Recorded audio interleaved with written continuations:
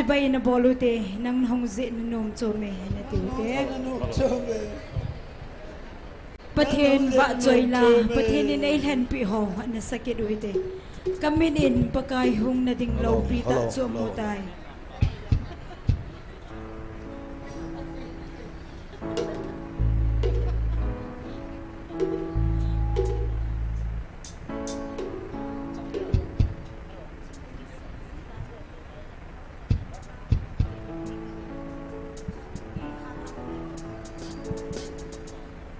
Mipiho ding nom chen ding khom huite I onei chu sunun lung thimpum pivin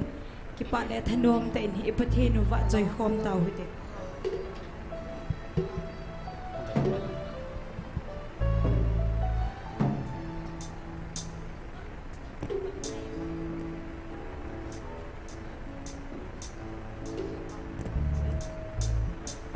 Hello.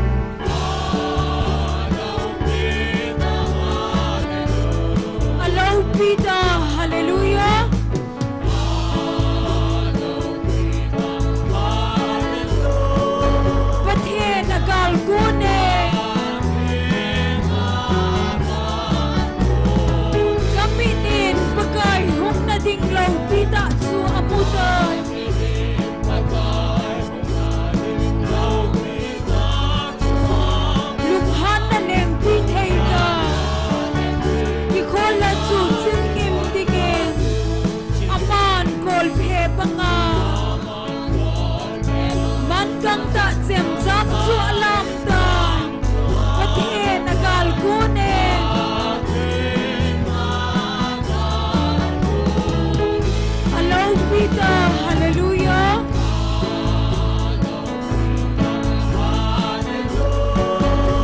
Allow Pita, hallelujah.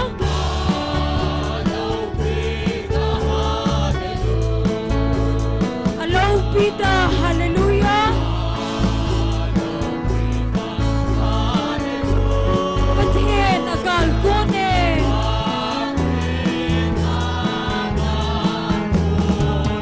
Simsen lo si paigal kapet. Ve ading bagay kamoy. Ninha day no laang. Amadin may tama sa pion. At son patulun so. May vapawangin kasim heye. Pathen agal kone. Amen. Allow Pita, hallelujah.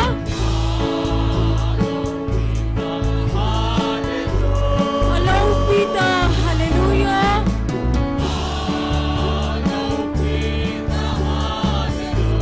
Allow Pita, hallelujah.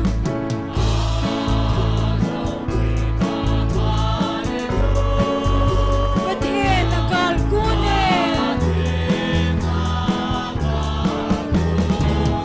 Hong kinong dolon tilaw hildingin.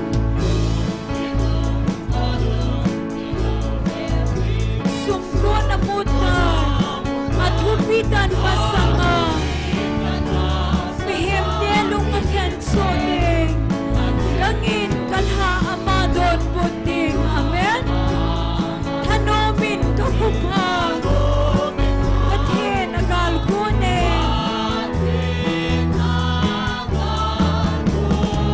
Allow Pita, hallelujah.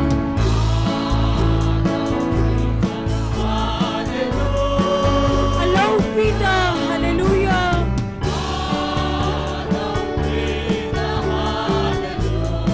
Allow Pita, hallelujah.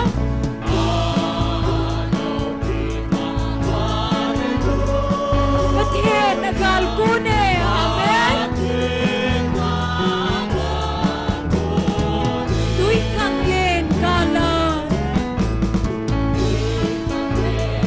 Nili hoy la Krista pe kahi. Ama ang along Pita a. Nang lage hibong kikhen.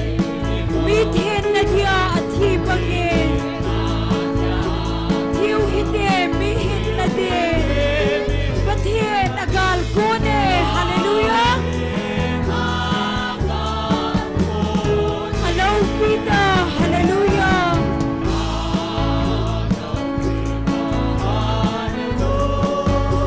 Allow Pita, hallelujah.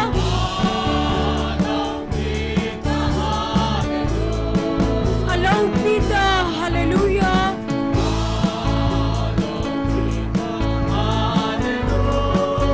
Pathen agal kone.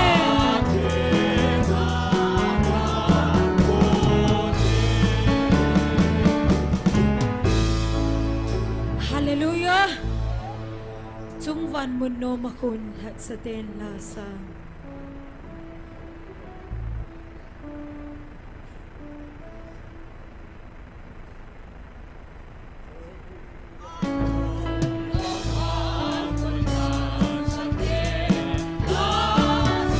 Aleluku aleng pawanga koizun.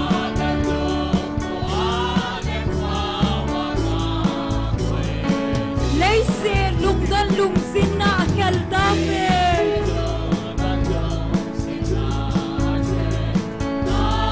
Bithen hat sa ten kipala save. Amen. Si suba toyun.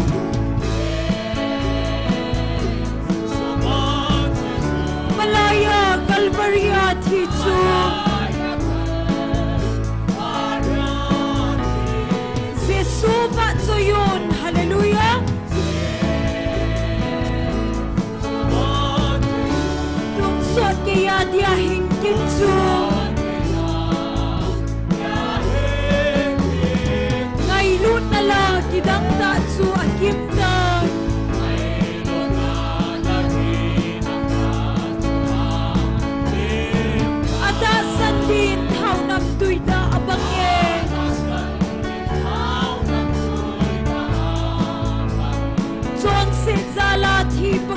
thokit vange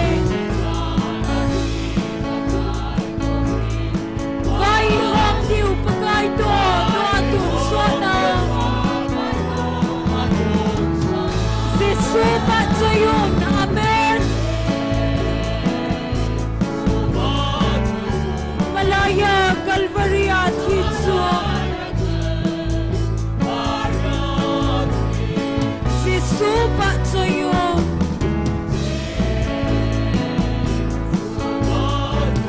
Tun son kaya dia hingkitsu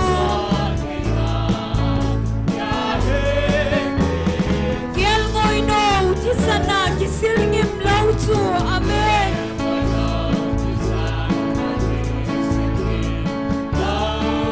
Sulat hatu koy matan sa thailaw de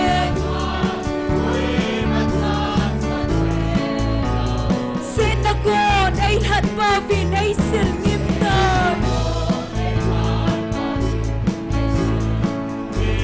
Tun kipala lopi sa pantawide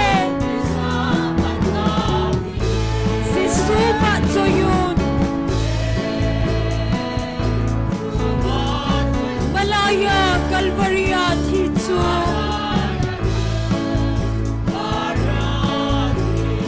Si supa joyun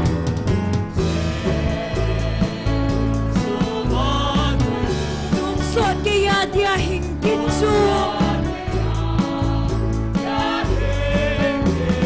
Sungpan mundo makun hat sa den lasa amen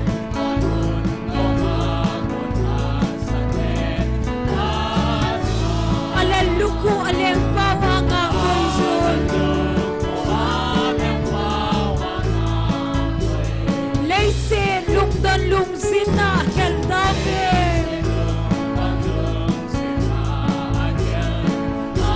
Bithin hat sa den kipala sabe Jesu pa joyun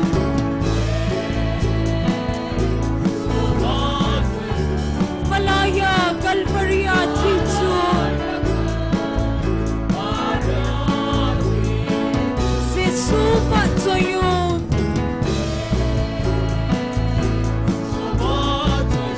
Tunsod kaya dia hingkitsu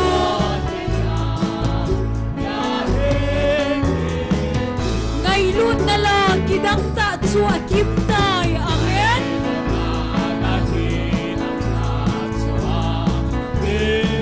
Atasan din taunam tuita abange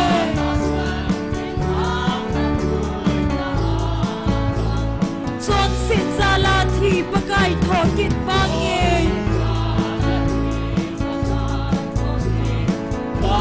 Vai hom diu pakai to atun sona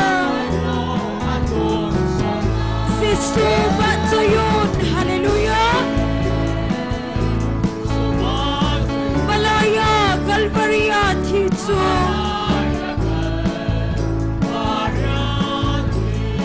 Jesu pa joyun amen Tunsod kaya dia hingkitsu Kiel ngoy no tisana kisilngim lautu amen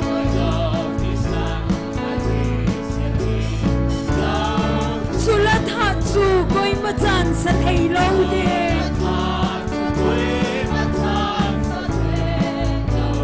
Sinakon ay hat pavin ay silngim na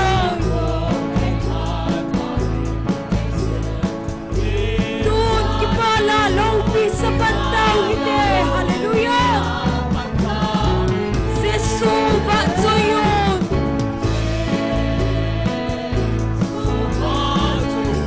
Malaya Calvary at Hitsu Jesu pa joyun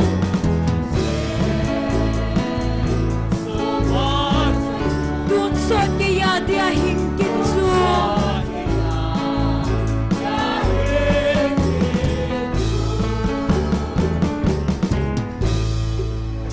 Hallelujah.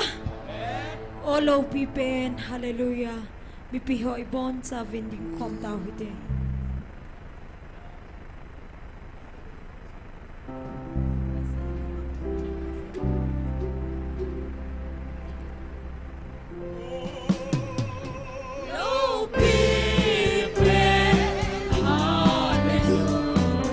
cho ye Emmanuel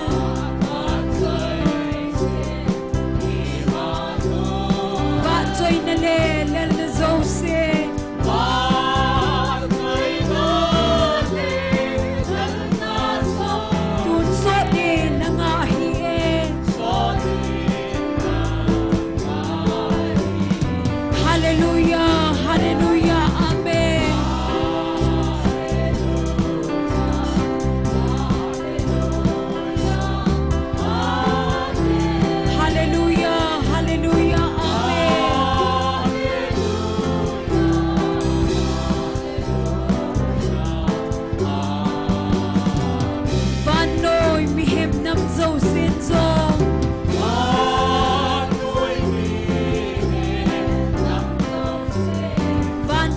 tulung kanilong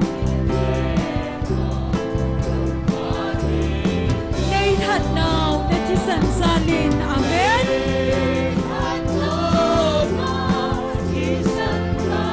salem tha tola kaleng kho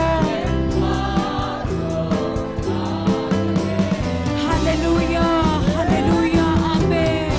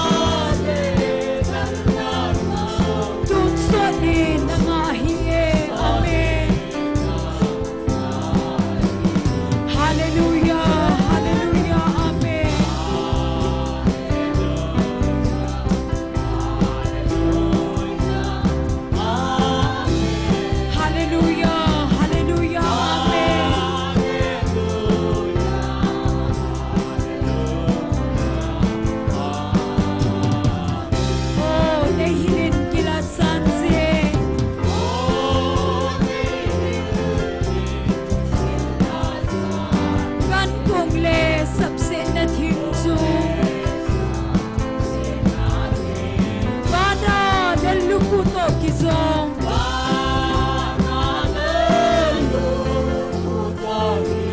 lei eden le salem tha song amen hallelujah hallelujah amen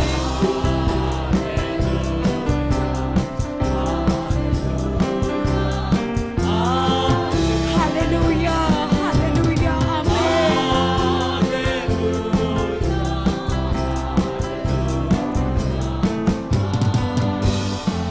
oh itigil tam na long kim amen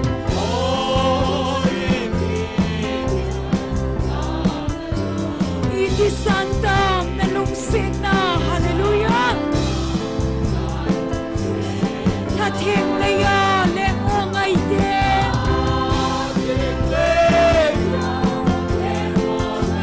Levan Pavin say Pong Zolo amen hallelujah hallelujah amen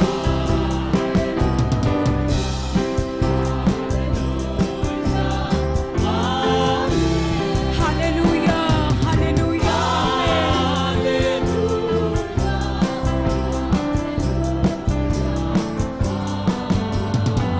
van noi pihem nam so sen so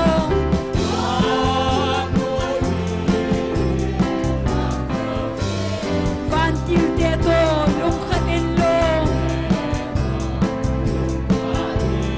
dei hat now na thi san salin amen salem tha tu la kaleng ko hallelujah hallelujah amen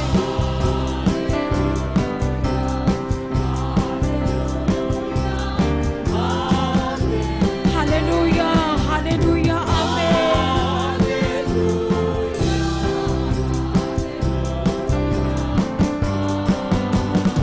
oh no weeping hallelujah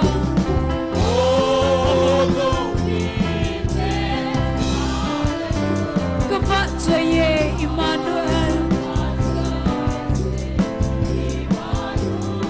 va choy na le del so se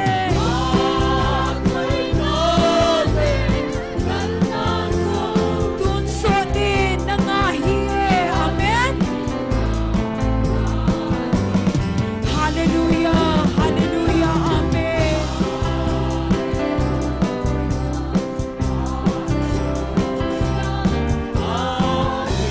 hallelujah hallelujah amen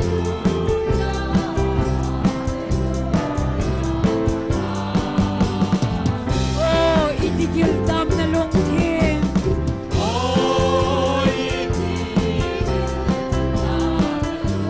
iti santam na lungsit na hien hathing leya le ongay de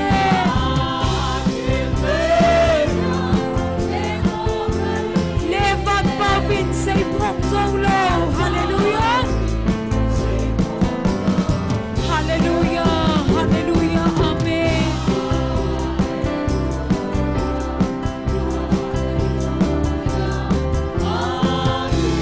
hallelujah hallelujah amen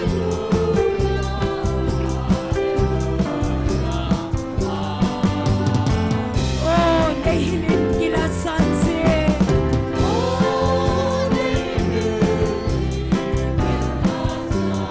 gan kung le sabse na thingsu vana na lukuto kisong amen lei eden le salem than song hallelujah hallelujah hallelujah amen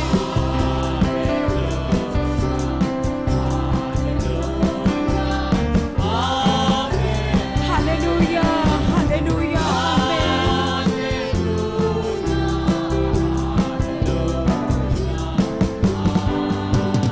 oh no weeping hallelujah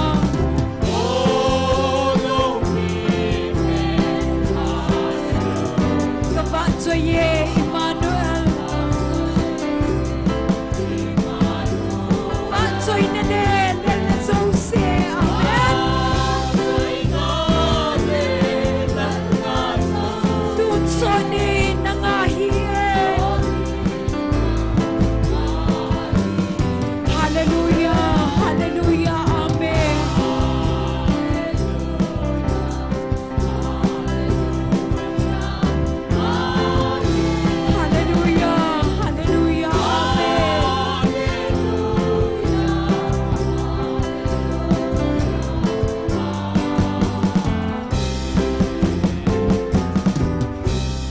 Hallelujah. Pagaya pai.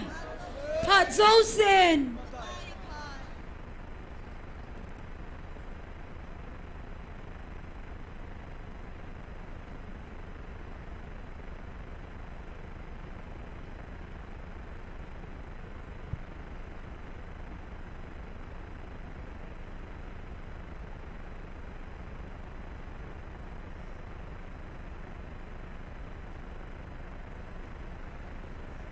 NIKHO zakole som ko le get chan angai lut pui hoi na zala tunia zong Taona Mei Tikhom theya ama wa choi khom the dinga hung khom hazo se iwango pha in itabang phat pha le phan hoi le ei mo pui pathian thangwa le pi ma sapen ve tuni ki man cha na di program sim do nen neng ka te pathian thwai lam kai diu pastor thang neo heding he in pathian wa chai la nunga tin nei leng nu chong neo nunga chi chin pa mang cha ma ko na pathian wa chai la inangai diu he Bible chang Psalm number som thum dali sunga chang ni thum ta bang kan sim do nomen nangai ote pakai gin ge te chu kim velwa van til nga munasan hu do jive pakai hi tabang pha hi tam patimin vevin pakaya ki seljing mi chu anun no ma hi lungthim ki si te henga pakai hong nai jin alhagau ki gimbol te chu hu hingjin hi pathian ni nam pum pi walin pathei bo pi taw han pathian hinga tawna anamang di heaven rani khon counseling class vial zala som thum li chan jong nol hing te in pathian la chapu pathian amang cha in counseling te homi som nga chu lam zawin chaina min nol hing te in pathian ko ma ki pa thun seutin pathian thang wa utin tuni chan ge counseling apanga tagawa ping tha ho zo sin tagawa pi thin the na ding jong pathian hinga tawna namang utin NIKHO zakole som ko le get chan ge pathian ma puina hi chan ho pathian ko ma ki pa thu seuti nang le ke jong tunya tawna manga aphat sia ikiman sia chuleni sia tawna pang the ho zo si pan the zalwin jong pathian ko ma ki pa thun seute pathian in man cha alha cha ho zo se di jong pathian nga tawna nei pi kinotin tunin pathian evil lo now hi ni somget lama hitan tunin ilangai mama jengwen iti lehong vil divam tia he bon chankeva ingala lo he tunin itaw na hela samehidam ihola samehidivam head ai poi pathian bon chanke hesu kejen aman phasa phat le hong ji nai izong le tunin pa nang ka ngai ta ve na vil na o na ngai lu na kam chang ka zanom ta ve pha na sa na lung hela ni hong vil ta ven tin pathian ko ma taw na mangote tuni ki man chan di hozo siang pathian nga vop sa so keu tin taw chen he pa mang lalin in nei pi ven tin hi the dan chin pathian nga taw na namang pan taw te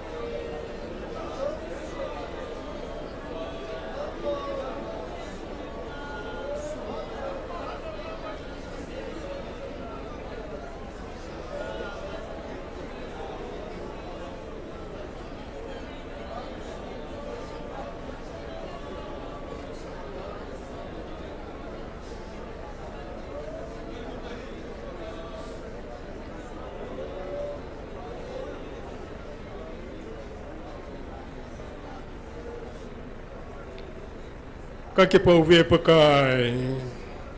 phản man tâm ta hiện không man tâm ta này bị ziun nó có một cái bảo thủ cái sự việc này tu này thu xây đình tàu này làm cái điều nó vào trên là sa đình họ mi pi họ cái phát dấu siêu nó mà là gạo này vô biểu năng các cái phát vapa các cái khăn tóc cả siêu là gạo khát chạy bỏ đi vin ở thôn này cái lẽ sa lâu đi vin Jesus Christ mình cái thu mi Amen.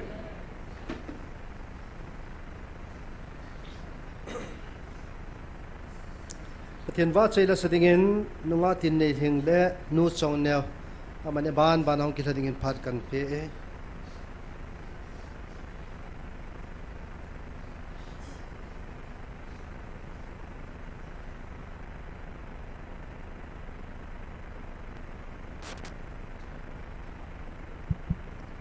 Thiên võ chơi là tình võ chơi chim lâu thì lại sao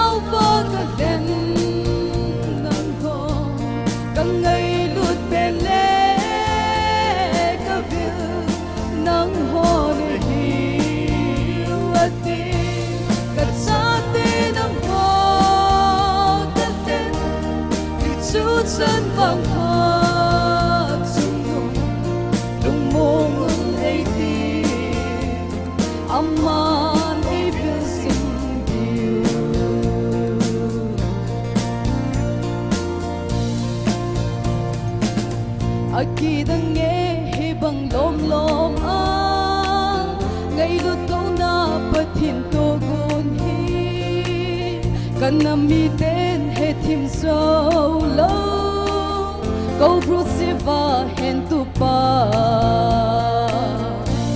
ta sa kanam Israel ta gao va ka ten nang ho ka ngai lut ben le ka vil nang ho ne hi wati ka sa te nang chân vang pha chung nung lung mô ngun ai tim aman ai vil sim diu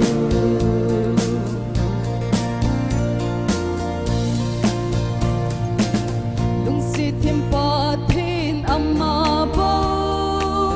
cam tiếp cam phat thei pi ding qua vana chan vô song ai pi chim lâu hè pan ta sa cái năm Israel ta cao vô càng ten nâng ho càng ngày lút bên lẽ cái việc nâng ho này hi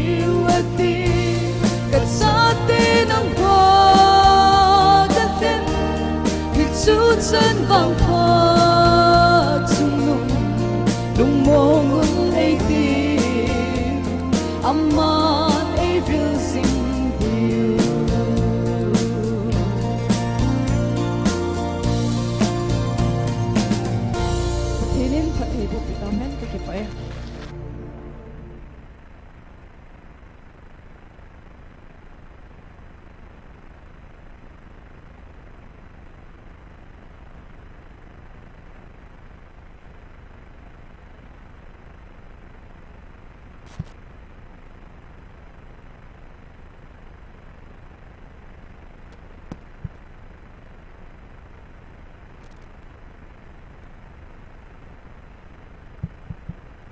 Thiên vợ chồng đi tìm hình lung sự lung khăn khô từ lại sang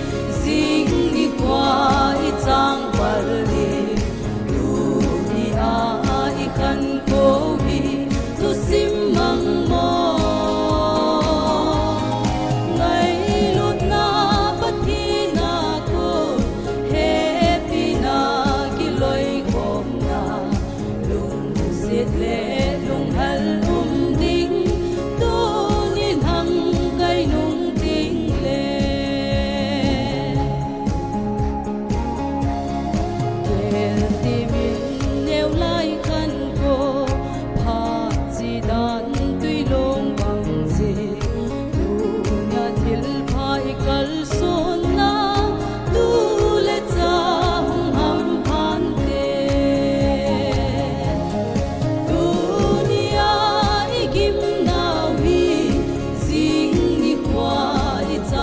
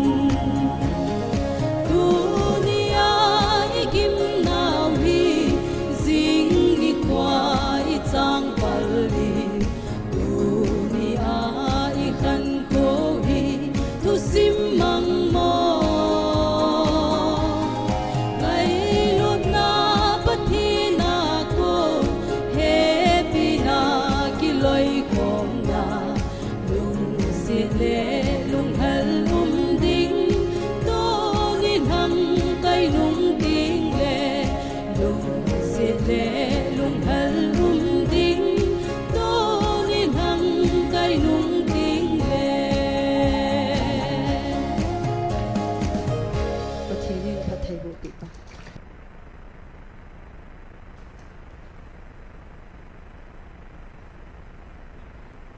chơi line sa pi te neu ki pa ve san khra beng na beng ki note ki pa thu sei na khat an nei ki notin pa manglal mai tu ni chen ge in silain la ei lam kai pi jingoven chung chona silanga music sule light sound ho ban chang ke ma hen bal sim phat ding iding am phal la yo ho zo si akoi koi lai lam kai ho hin evangelist se hi mo yo sin hep hi jong la operator to ki za tua asilai ho zo si amani ni sim pi ji ve hi adi a sound system ina cho pan naw jang man jong dang ka tamta anapu do a ina lam do jong hi tunin tuni chan ge ya panala na hole abana jong apan jing ding idei sa naw ikipa naw ve sa ne khun an beng ute pathin in ei mapui naw he ni kho za ko le som ko le get tunia tan jing Monday Tuesday ni kho ni sang khat hidingai ta gela le alam dangin akidangin yo hat le I ho pat thona wang hele sonin kichim gamintin ahum but jang kyum ta pontin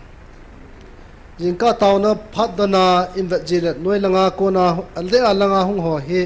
ilang auto hong lut lo he noi lang peace ground lang apan in kengin ahanta ta jong kengin hongin iti chun ol salongin chalai munan zon jing tuni chan gya pon thota pan la ho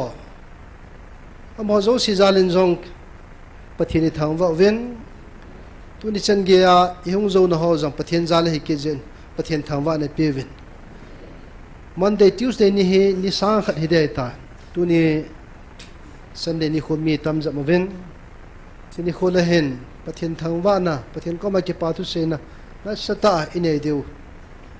sule cha imayong don na inei deu heti chu lam kai ho ko na nang hin phong tan ti kan phone he in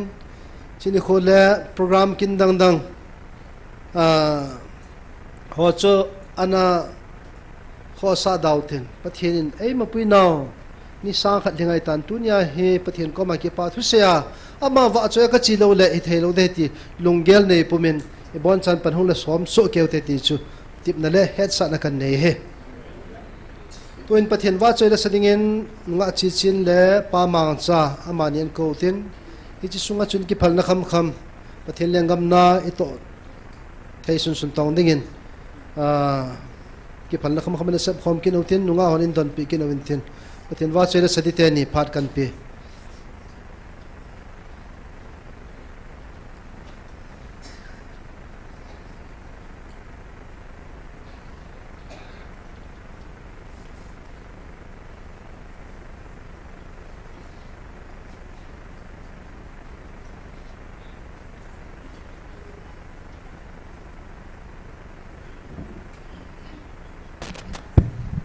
Pathin ba choi na ding in gam sung chu thi mon pila chen sang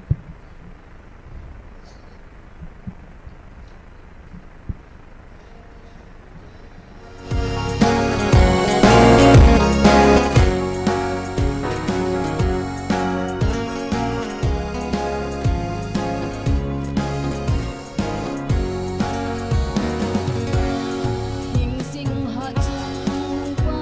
cho kênh Ghiền Mì Gõ để không bỏ lỡ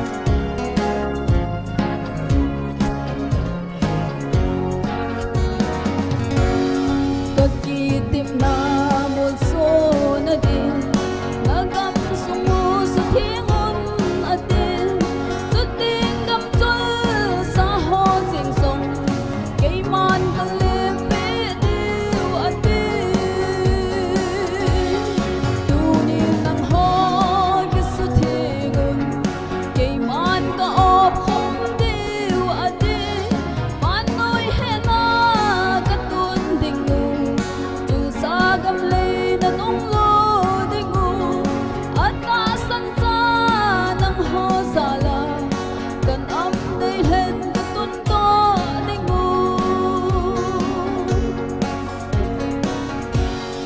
cây mà thu về là vui u ba na muôn số leo hết dễ gắm sông sinh sẽ hết lâu và na bu na ba à chót phá lâu gắm sông về nghe tu niệm nang hoi cái su thi ngôn cây man cả ốp không điêu anh đi van ngồi hết na cái tuôn đình ngôn tu sa gam lên na nung lo cái điêu anh ta san sa nang ho sa la cần ấm đây hết cái tuôn to đây ngu anh ta san sa nang ho sa la cần ấm đây hết cái tuôn to đây ngu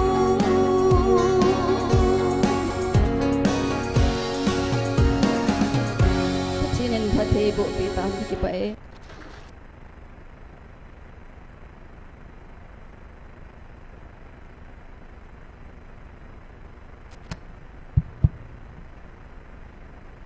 Ngày lút cồn ogin hi ti chu pathin wa choi na ding sa do kin nge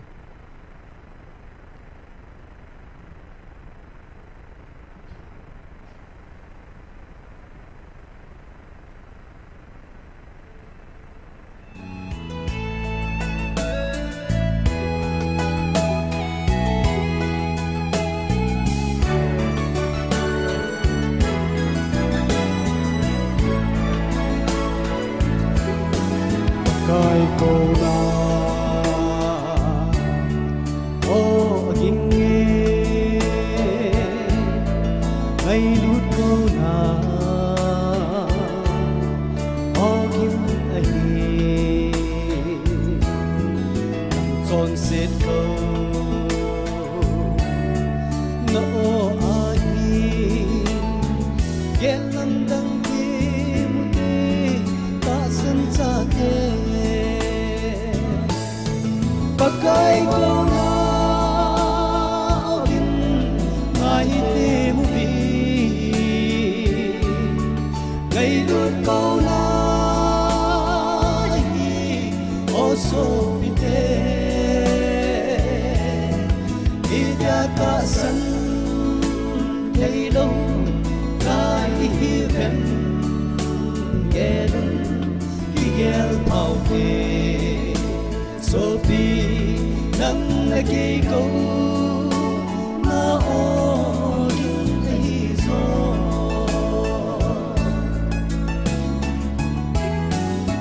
ai ko na o ging nge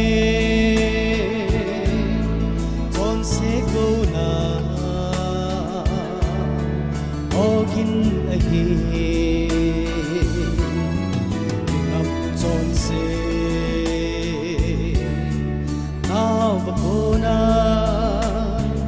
Hang slang Adia Taona ogin a hi pakai ko na ogin ai te mu bi ngày lut ko na hi o so pi te Adia ta san thei lo lai hi ven gel ki gel phau te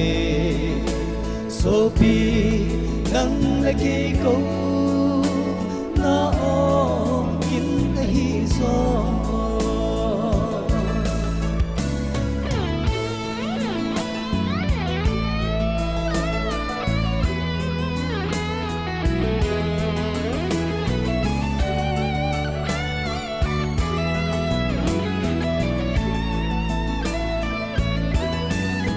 kai o hi a ki dang nge chi dang nam dang e ho ko ma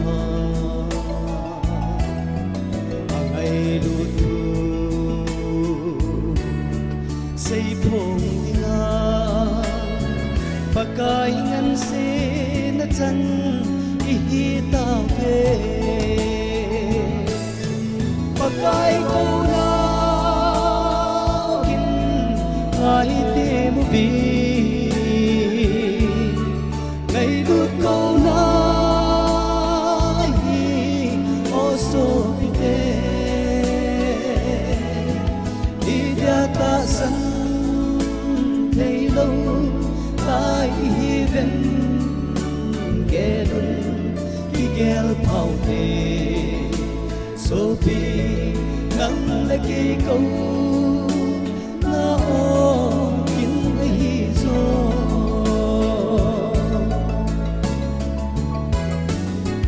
ai thu phô ta sân lâu ho chẳng thấy lâu đình thật thấy bộ na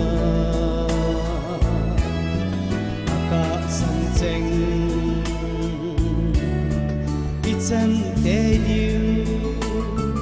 hallelujah amen hallelujah và cái câu nào kinh ai tìm vì ngày đốt câu nào hi ô số bê đi ra ta sân thấy lâu lại hi ven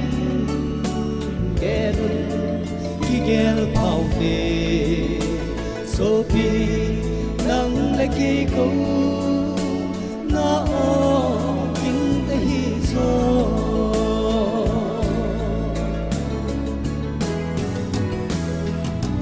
ประเทศนี้พัทยบุปิตาวหัน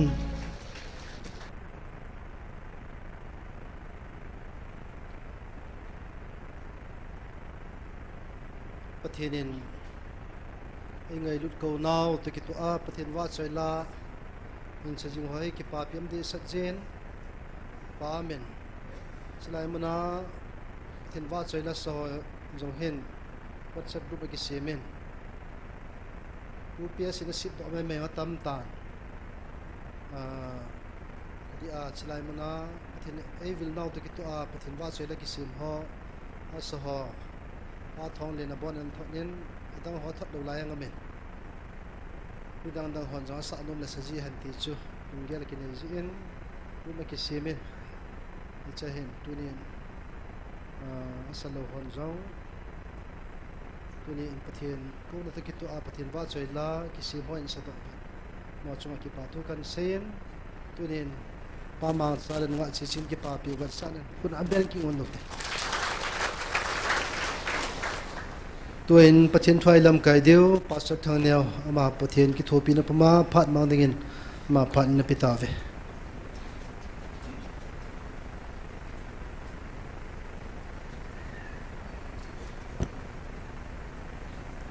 ฮาเลลูยา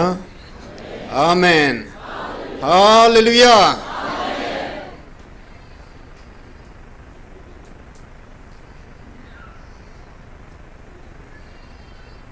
พัดกติเฮอิงาทอพัดเลหิน slow amangin akiin bas nga kito ang ha thil anga kiti momong chu ha chule phat hi igei ding phat le pung som la khara ki panding bang chu ivai gei ding kha le khon phat hi chilam khel aganga gang ki de hin chule phat hi ikipating lahin chom chana ki heki den ila sit ham ailo la boring asuk sabaya in kan le chen phat hi asawa savina ki heki den tuni in pathinin inampum piu akhanga thilgun togun ananei hola a pakain NIKHO ho zo se hi phat le NIKHO ho mun ho zo se ke man kana sim hin abona phát lên NIKHO dấu sẽ cái à đi ngay hết tiền he NIKHO chôm à thúc bi chôm ông phụ in NIKHO dấu sẽ cái à đi ngay cái bằng ngay hết tiền cho pakain à vel vel này sẽ bị sao khát chú hin yang le tu ni NIKHO hi Christian ten vanui pumpia chinel hung pi khada chen he nge akum si le Pentecost day ani NIKHO cha ke bang de point Christmas awang cha ke bang zinain Good Friday Easter Sunday Palm Sunday Pentecost day ti ho hi akum si le NIKHO ke bang chat ti pa chum thei lo a dead pa chu ka ti NIKHO chum akale Good Friday si Mars la ke mangji akale April ha hung chi ji ti ho ta bang Good Friday man hong NIKHO di tat atarik chat chu ke bang zilo hi tu ni a isei nom pau chun pakain NIKHO hozo se le phat hozo se pathinen aina SONGPI u hi in hi chi hola hin tu ni a e hodinga hi tu ni NIKHO tu ni dan tu phat ta hi itabang phat ham ti hi tu suna isei do no mo tu pi chu hi in tu ni NIKHO adia juda te jiu ste ta sandola kut pi tam ta neven zila chen kut pi thum hola tu ni NIKHO juda te in Pentecost kut hiam ho in juda te kut hi bo kum khat sunga thum ve juda ho kut ho vanui ko kim vela judia gampum pi a Israel te ho juda Jews mi ho in ho kut ta hon ain alo dal ha azia cha dal ha Jerusalem a ke khom layo phat thum hola kut thum hola tu ni NIKHO zong hi kut khat su hi hi chi phat hi chi kut aman lai ta wa hi pathinin Joel bung ni na ke tip na banga ke man mi hem ho zo se chunga ta sahing ho chunga ke man kal hagaw ka bu ha ding he ati hi chi ke tip na bang sun Pentecost ni Jesu ama athodo zo ni som ngal hin ni chun thagau thing cha kitip na bangin an bung thata na he hallelujah thagau thing ki bu la ni khu chu he thagau thing a ki bung thata in hi chin ni khwa chun sei jui som la ni Peter lam kai na a chun sei jui som la ni khat a ki mal thing in Judas Iscariot khelen Matthias a ki hang do in sol cha som la ni ho state sa ding taven Elaya chen mi zala som ni to nga khom lai javin pathin hagaw ang ke bung hatan pathin hagaw chu leibangin main file tang so file main chun me si pa la la in main in pathin hagaw chu koi mana mu thei pu ne het thei pu in a hin mu thei ding het thei ding chun hui pi ha ta nung gin bangin mei chun ang kila tan Hechini khuachun pau tha seji hon a pau ta vin hiwachini move midang azaho zo se chun amma gam pau chi gam somle gam gup ma hung khom chi da ho gut ho chun Hechini khwa pau tha thu ke se ho zo se chu amma gam pau chi na ke za vin he hallelujah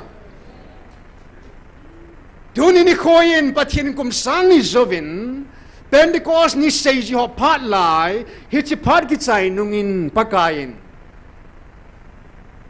hagaw thing abung thapo nei hagaw thingin pathin anam mi te evelovin hagaw thing abung thapon hagaw thing chong ki phung ta nei hallelujah pau tha pau ngai po in Kuki pawin thing sedin le do ngai lovin ei ma pau chang ta ki theding in Kuki pawin ang ki phung nei hallelujah Pentecost ni sanga lo pi zon ni khu chi man o hallelujah ei hwa ding a jesu sei ji ho chung bo wa ki bung la hin tu ni in mi som la ni sim ding ai ta po in mi khat bo pakain pol ta banga mi khat bo o aza sa hi ta lovin mi a sang pakai oi za ta ve hallelujah in December 4 ning komin pakai na lungsung wa ke man ka hin vil diu nahi tu nin jong ilungsung wa pakai invite ko kidote kalungsung wa pakai na o in na kam sang nei vil hiu jong lahin tu ni kho hin na lhagawin kalungsung wa nei hung vil kit vin tiu te tu nin tele pakain tuing ka Taona achon tha ben ka tha hung nom do kin ipyam tile pathin ni dan na phat na ei pui dung ji ho thu pi ka sai tu jing ka pathin ei ngan si na bangal hagau me ka tia ka taw lai ta achon phat zo sila phat lo pi pen ka hin khu dam sunga leisi ka khur jin sunga denga kapi na pana tu ni chan ka hin khu sunga denga ei simpa pathin kata sa ka lagaw ka hinna ka lungthim at sa te ei ko wa hat sa ei simpa in inam sungwa hat sa hi zatla lagaw mei ti dinga ei ngan sena lagaw mei ti dinga ka dil su a ka bo ku phat kalwala ka ke pa na ding pha nom po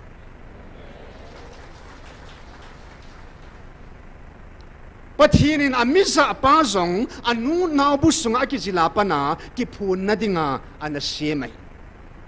asempa pathinin azza dinga mansa thei dinga agisim hichi mansa thei pa chi ti ham ham pha hetam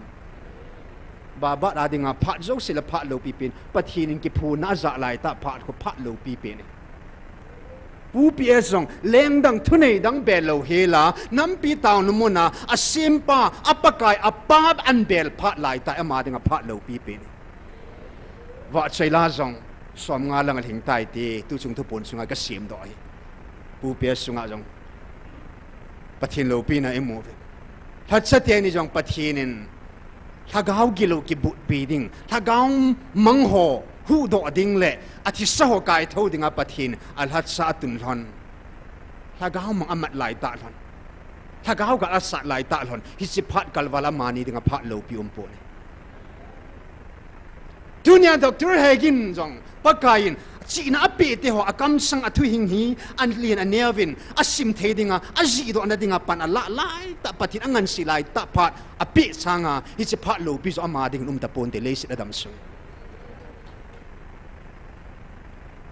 upamang ne un sebanga pathin athu hing sim do ading le angai anji do adia hitabanga ki man sana phat sunga pathinin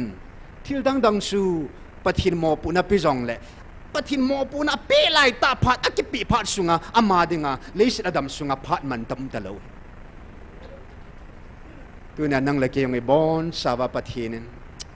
thagaw mei ti phat tu lai ta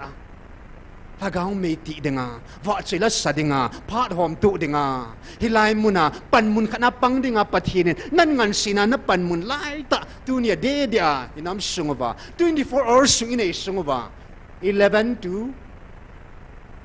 1 na hitsi phat sung pung ni sung pakaya dinga phat ipi sungwa na hindam sung hitsi phat nung ko yong la chun na yong xiao na ki si lo hil dinga hitsi phat pung ni sung phat ni sia pakai dengan na pe sanga phat lo piam ta pone na simpa pathinin na pa in thil khat adinga na go na hitsi phat nei pa in ni khu nei pa in an ni khu aphat sim lo hitsi ball in ta nangan si na phat lai ta na ball sanga ke pa na ding pone apan mun subulit ho zo si zalen pa pathin thang ba ove en tu hin ipau pathi hinga tawot pakai na on la nei vil ta povel kalung sung ba nei hung vil kirun tunin so sile nei ngan sinau pan mun ka nei chiu hi ka hindam sung wa nei pi u ni kho phat hi nang ma in nei sei pi ho na thu pi ni na ke ma changa nei ngan sina ke ma ta in ka bol ding nei ngan sina hi ka dam sunga ni khu sia ka su bul zo na ding in tin pathin hagaw pan pina thil bol theina ei ma che ding ki thu mo tin ke man taw chana he nenge put khat na taw te bi khat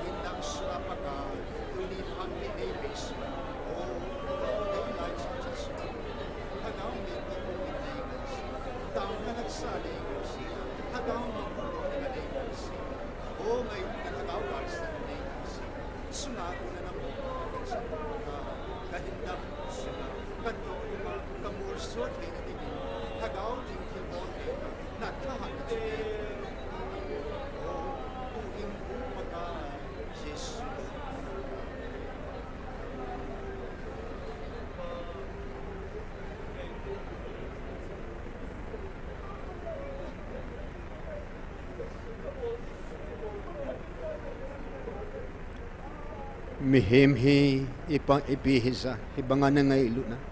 hibangan na gyal kho na kho sa van til ho na thua na sim ke ho wang na khut ta nei sim na chen na ding nei sim ve ka ke pa ve pakai kanam piu ata san ho zo kalung sung wa nang mahung cheng nei hung vilun kalung sung wa sila ka hin kho dam lai ni kho a hai na hu ka nei lai seva ningan sinaw na tupi ho khat sang pelo hila kanam piu la mimala ningan sinaw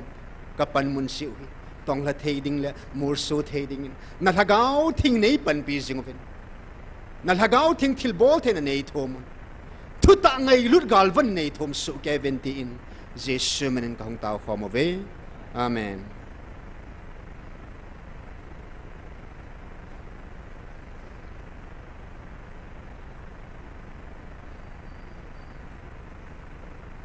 Ethiopia Patinin Tiliza kai apat panin hoi selchan asim tu su ke tu sun Ethiopia diwa in chidingin June 13 2024 Patinin athuing ai na pi ho June 13, 2023 zo hidi 24 kan ti. Ecclesiastes tu hilpa leng Solomonin at si na ay hil na ho. Si na nay pan at si na pat sando asay tu hi nangayaw tin. Hil isa kain pat anay si e. Pumakay. Insim ngay. Hil isa kain din apat pat siin. Vanuya tilzo sin pat khat si ane su keze pin pat au min thi pat au me thing pu pat au min akiput sa bodo pat au me atha pat au min boldam pat zong au me phila pat zong au min sa do pat zong au me ka pat au min nui pat zong au me lung hem pat au min lam pat zong au me sung se thang pat au min sung lu khom phat au me ki koi cha phat au min kil ha kang phat zong au me thil hol phat au min thil man sa phat zong au me thil koi phat au min thil pai mang phat zong au me bun bo e phat au min bun khui bit phat zong au me thip be a phat au min thu sei phat zong au me kilung siat phat au min ki hot pat zong au me gal ki sat pat au min ki cham pat zong au me na tong thil bola pangpan atto gim na ko na ipi akimu ding ham Pathin in mihim sapate ong man lo hila ong man lo wa ki sei mo jing jinga om na diu na to api hi kamutai Pathin in thil iza ka hi aphat phanin hoi sel chan asim to su ke ye thil dol phat si dol hi Pathin in mihim lung sunga gel theina api wangin mihimin sim tila patna achai na ge ya Pathin na to dol hi a het do zo lo hil dinga hi ji chun mihim dinga a hin lai sia num asawa akipa thanup diu sanga thil phazo ding imacha ompoi ti ke man ka he chuzong le mihim zo sin en ania tui adona ana to chung sanga lung leina anei ding hi Pathin thil pi hi ipi pi hi zong le Pathin thil bol zo se hin ai ti chan ge yin a thu zo zinge Pathinin a bol sa chunga i matsa zong koi be the a hi pon i matsa zong la do the a hi poi a ang sunga mihim ten agin theina diwa Pathinin hiti dinga hi asim sa a hitai tua thil hi an sa a hitan ahung kit ding jong chu a sama a hitai hichia Pathinin a hol bing chu akidal mangsa chu a hize Pathinin a thuing isim now ichan chi wadel nampi din phathe bo pita hanlang le ngai lo thil zakai thil sim zo sin zuleva gan hing hot san ge in zong mihim zo sin zong a siten zong nisan zong han zong gun zong dain zong imazo sihin phat ani ama phat ding dol sia a sim pan a sim hi su ke ti chu a gom lama isim do naw san an kai khom chui a chan zong hun phat a get given a cha thumbi jingka la khung te te in a masa a laila a nu kha itiven a thumbi naam kun tin le bang chu huwa among sita ya zulawati hon song Pathin phat dole ama ham ding phat cha simpi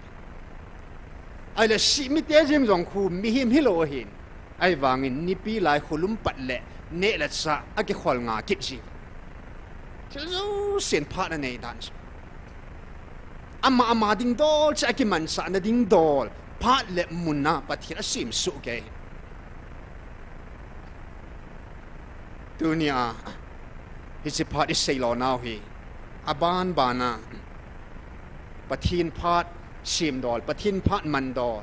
God schedule Pathin to gun akhanga part gun dol is say diu he siu ting le tu lai ta tu now tu lai ta tu din mona Pathin atsa de hi itabang part ai gun piu ham ti chu hichang til thuma hi inside di hun tu ni thu piu lung lu ta in phata gai sa in oi ta na ngai ki do ten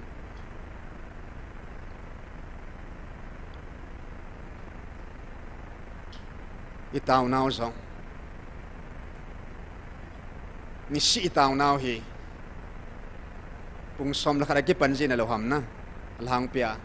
pung za la ki chai ji ba pung khat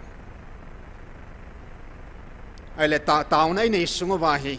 tu hi tu ka din lai ta hi pi phat lai ta tam tu nya de nga hi tu ni program a de nga hi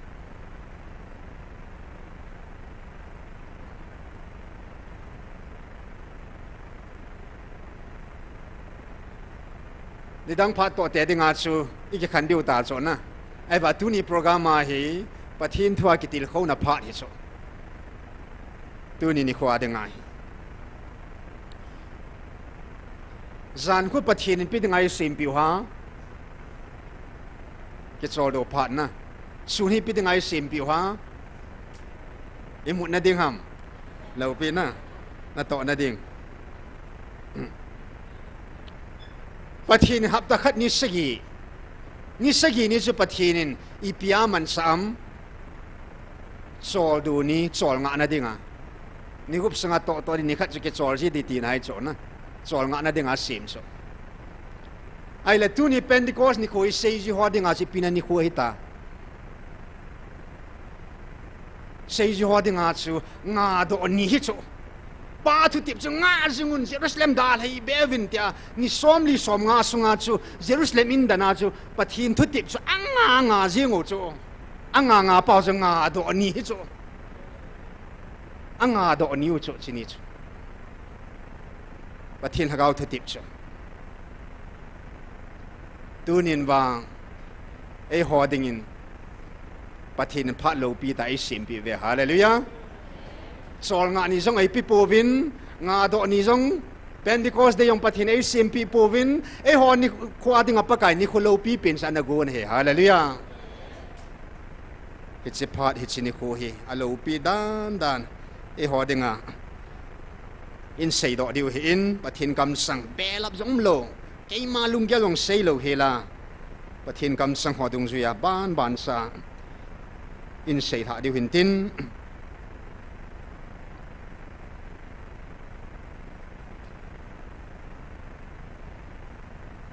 pathin hagao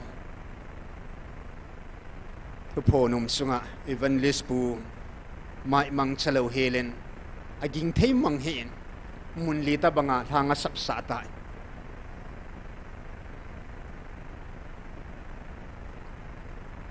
Hamun sa lagaw ting kan sol ding hi zon bung som lalina kay ma hi su ka kitip na hi in na pui hoi diu na kai hoi diu na lam hil diu na veng bit ding wa kay man lagaw ting kan sol pi ding nei ve hi su kay ma kan kitip na hi tunin hi su ka kitip na chu aguilun na fulfill reality atta aguilun na nammi te na hitave hallelujah Pentecost na lagaw tin ki mung hato te ding ai pon hit san o hi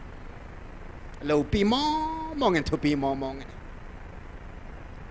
aziz e hot san ta bang hi koi ma na sang khapo ne lo pi mong ne Hesen sudah te dingin pakain ni khun sol nga ni pin kurin Pentecost kut ho kal su kut ho dang lambu ko dang na pinai ku tampi tu ni khun pakai ni khu tum ei pe potapoven pakai ei ho ding kut tum ei pe tapoven pathin ni khu ho zo sei ho dinga ni kholo pi ta pathin ei na pi sao tu ni a thagau thinga akitip na agul hun na mi te iti ham pha wang pha hiuta isinam tila juda te chun Israel te chun leng le hu hing pun ni ki san tau han lang hile tunia hitabang chan boina chan lo ding nang ho ding hu hing na hi aha asana ding o atin tuni in am ho chungal hung ding chu nang ho na chan lo ta ve hallelujah yam mong ve nei ya tu ni kiti tu pa lai ta tu he bribung som kat sang kat simal tun ta san English asan now fit tu ta san tu ata san tu ata san tinai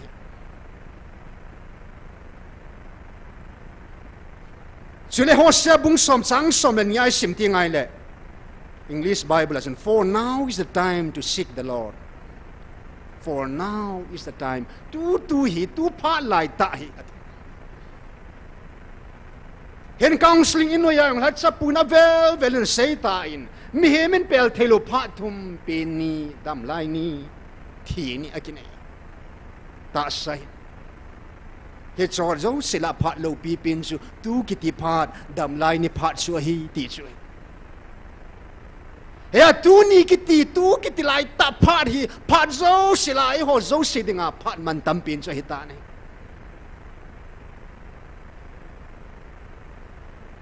tu phat lai ta hi pakai hol phat ta chu hin tu phat lai ta hi ta san phat lai ta cho hita ne ta san ba boi phat ei ta pu thagau thing hi ham hilong ham ta pati phat ei ta pu tu hi ta san phat mong ei ta ne pati phat yong ke khel ta ni bui phat ho jong kum thuma ling ta na ke khel gam ta ni tu ni hit thil siam do la pakai thil zo sin phat ne ti bangin pathin in zong I ho pau I pathin ovin hing jing hat sunung pathinin phat ne ye vana konin pakai van program vana hin to gun pakai anagun sa no min pathinin phat hi hop khan na ding a khang khanga hin sau tam zong le pathin phat hi phat thum an hom khan bo wi nei chima sanga chun I pathino a hi na mo mong hi enge hebrai sunga chun do immutable a ke khel thailo hil til ni ati til ni ke khel thailo hil be thailo mang thailo ding til ni long lo hil ding cái khel thailo hil ding til ni chung chang thu se I ho pau I pathino hi zan hi tu ni atun son abang hi sing cái khel ti mo mong nei lo pathina ya hallelujah chule amman alal to na hi ton so na aki phudat alal to na long lo healing alal to na ama lal to na hi ton so ki khel lo ding ka ki phudat ka lal to na he ti nei alal to na zong ki khel mong lo ding achunga to pa yung ki khel mong lo ding pathi ni a khel pi ding om po in alal to na thanei na zong ama khel ding mong om po nei chule hi chi van lal to na tun sot lal to na to hi chi lal to na tun sot lal to na ki phut dat chunga to pa ki khel ti nei lo pathin alung sunga be thailo khat om nei hallelujah alung sunga be thailo chu tun sona ki phu dat chu lal to na hi in a chunga to pa ki khel ti mong nei lo pa hi in ama lung sunga ama hi na chu ipiham thi thailo mang thailo be thailo ki chai ni nei lo alung sunga ngai lut na chu he hallelujah asunga pa hi thi thailo ngai lut na chu he ai le hi chi pathin sun lal to na to pa thi thailo be thailo ki khel ti nei lo pathin sun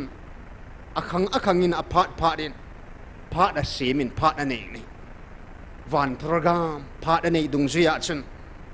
enge bible hi sim le hon alang pia van dan thum ti a sei na zongomin enge van nui thil phat chi isu tu dolavin past achi sa present to ahung lung ding future ti ni homove tenso chile bible ai mu dung zuya chun a sa a uma ahung ding tin a ki sei is was and is to come hizing hung kit dinga adan in thumina ki sei nei hichibanga pathin hin phat thumin pathin hin to gun vanoi lei sida dinga hin thagau program pathin program vana kuna pakain to gun anagun khanomin leya dinga hi pathin program phat kun du dolin pathin hin phat hi thumin bi thumin an hom khani nei tu chungam pakain the near bangin thum ve hilai muna na taw na hi ke man ka sang tai ti hallelujah thum ve sel sei khal khal nei I taw na ho zalin pakain hilai muna muthim lang khal thum jong hi ke man october la chu se hi in december 25 chun na sem ho ta ve ai ti ve hallelujah muthim lang khal thum March 30 nei vilovin nagam tip onai da ni kala se ding kal thumbo e tai August 29 chun na chop khup helo e tai na ho hin na zo lo di ya Michael Van Dil khuda ka pe do ai tai ti hallelujah I taw nau ga jing I khet o ngai na mo ataw ki hilo hele ong hom ki chum hinai sai lo hi hen pathin akhang in aphat phan pathin thil hi a hin gong to hin bol tu le dunia phat la phat lo pi pen ni khula ali khulo pi pen pathinin pa phat chun pa hi na in Israel te annamin alhangin amina semin เมลสินละทิลบอลไทยกิดังตาตาวันนี้ขังอันอมขลุ่มเมลสินทิลกิดังอินอันนบอลินอันนปุยสินกำเนยเราเตสุกำตุมาเปอินกันนั้นกำมาลูสะตานี่ฮาเลลูยาป้าพระนาป้าอินป้าอหินานาอันโตป้าจุสัพพะของลินพาดินสัพพะที่นั่นที่งาจนตาสางไงตาอินตัวนี้อิน Revelation อาจจะสมัยเลยวันนู้นเลยสิทธิ์กิพูดออกมาสังอากิทัดสักเกลงวยโนเจสุนวันนู้นหัดดิ่งอาหงดิ่งอาทิดิ่งฮีวันนู้นเลยสิทธิ์อาศัยมาสังปนะอัตโตกุนอมสาตาจ้ะกิกูเด็ดโลเฮลากูงมาสโลวาเฮโลวาอามาหุงอาหงมัวทีฮิโลปิจ้ะอันน้อมนมันอโมอท้าวฮิโลปิจ้ะปะทินโตกูนะอาทิดิ่งฮีปะทินโตกูนะอีพิเศษนำเฮบรายสุงอาจิสมัยเลยนังมันกิเลนักันท่าทิลตัวนังเงะปูอินเกยดิ่งตาสาเนกุนปีฮาเลลูยาเอ็นตุสิงทุพนาเซนเกยมาตาสากะหงดิ่งจงฮีกะทุนกะกิขามปูอิตินี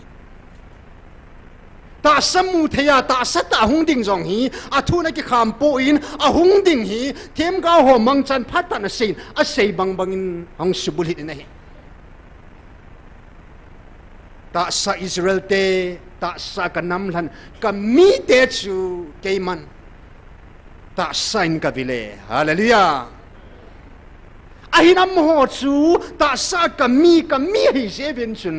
กันมีจูอาวะมังเทียนอมังทะเทียดเฮจุนกันมีเตจุนเกมันกันทิบลายาจุนเกมันอัจฉงวะกัลุงฮันนะกัทุตันนะกัลุนไซน์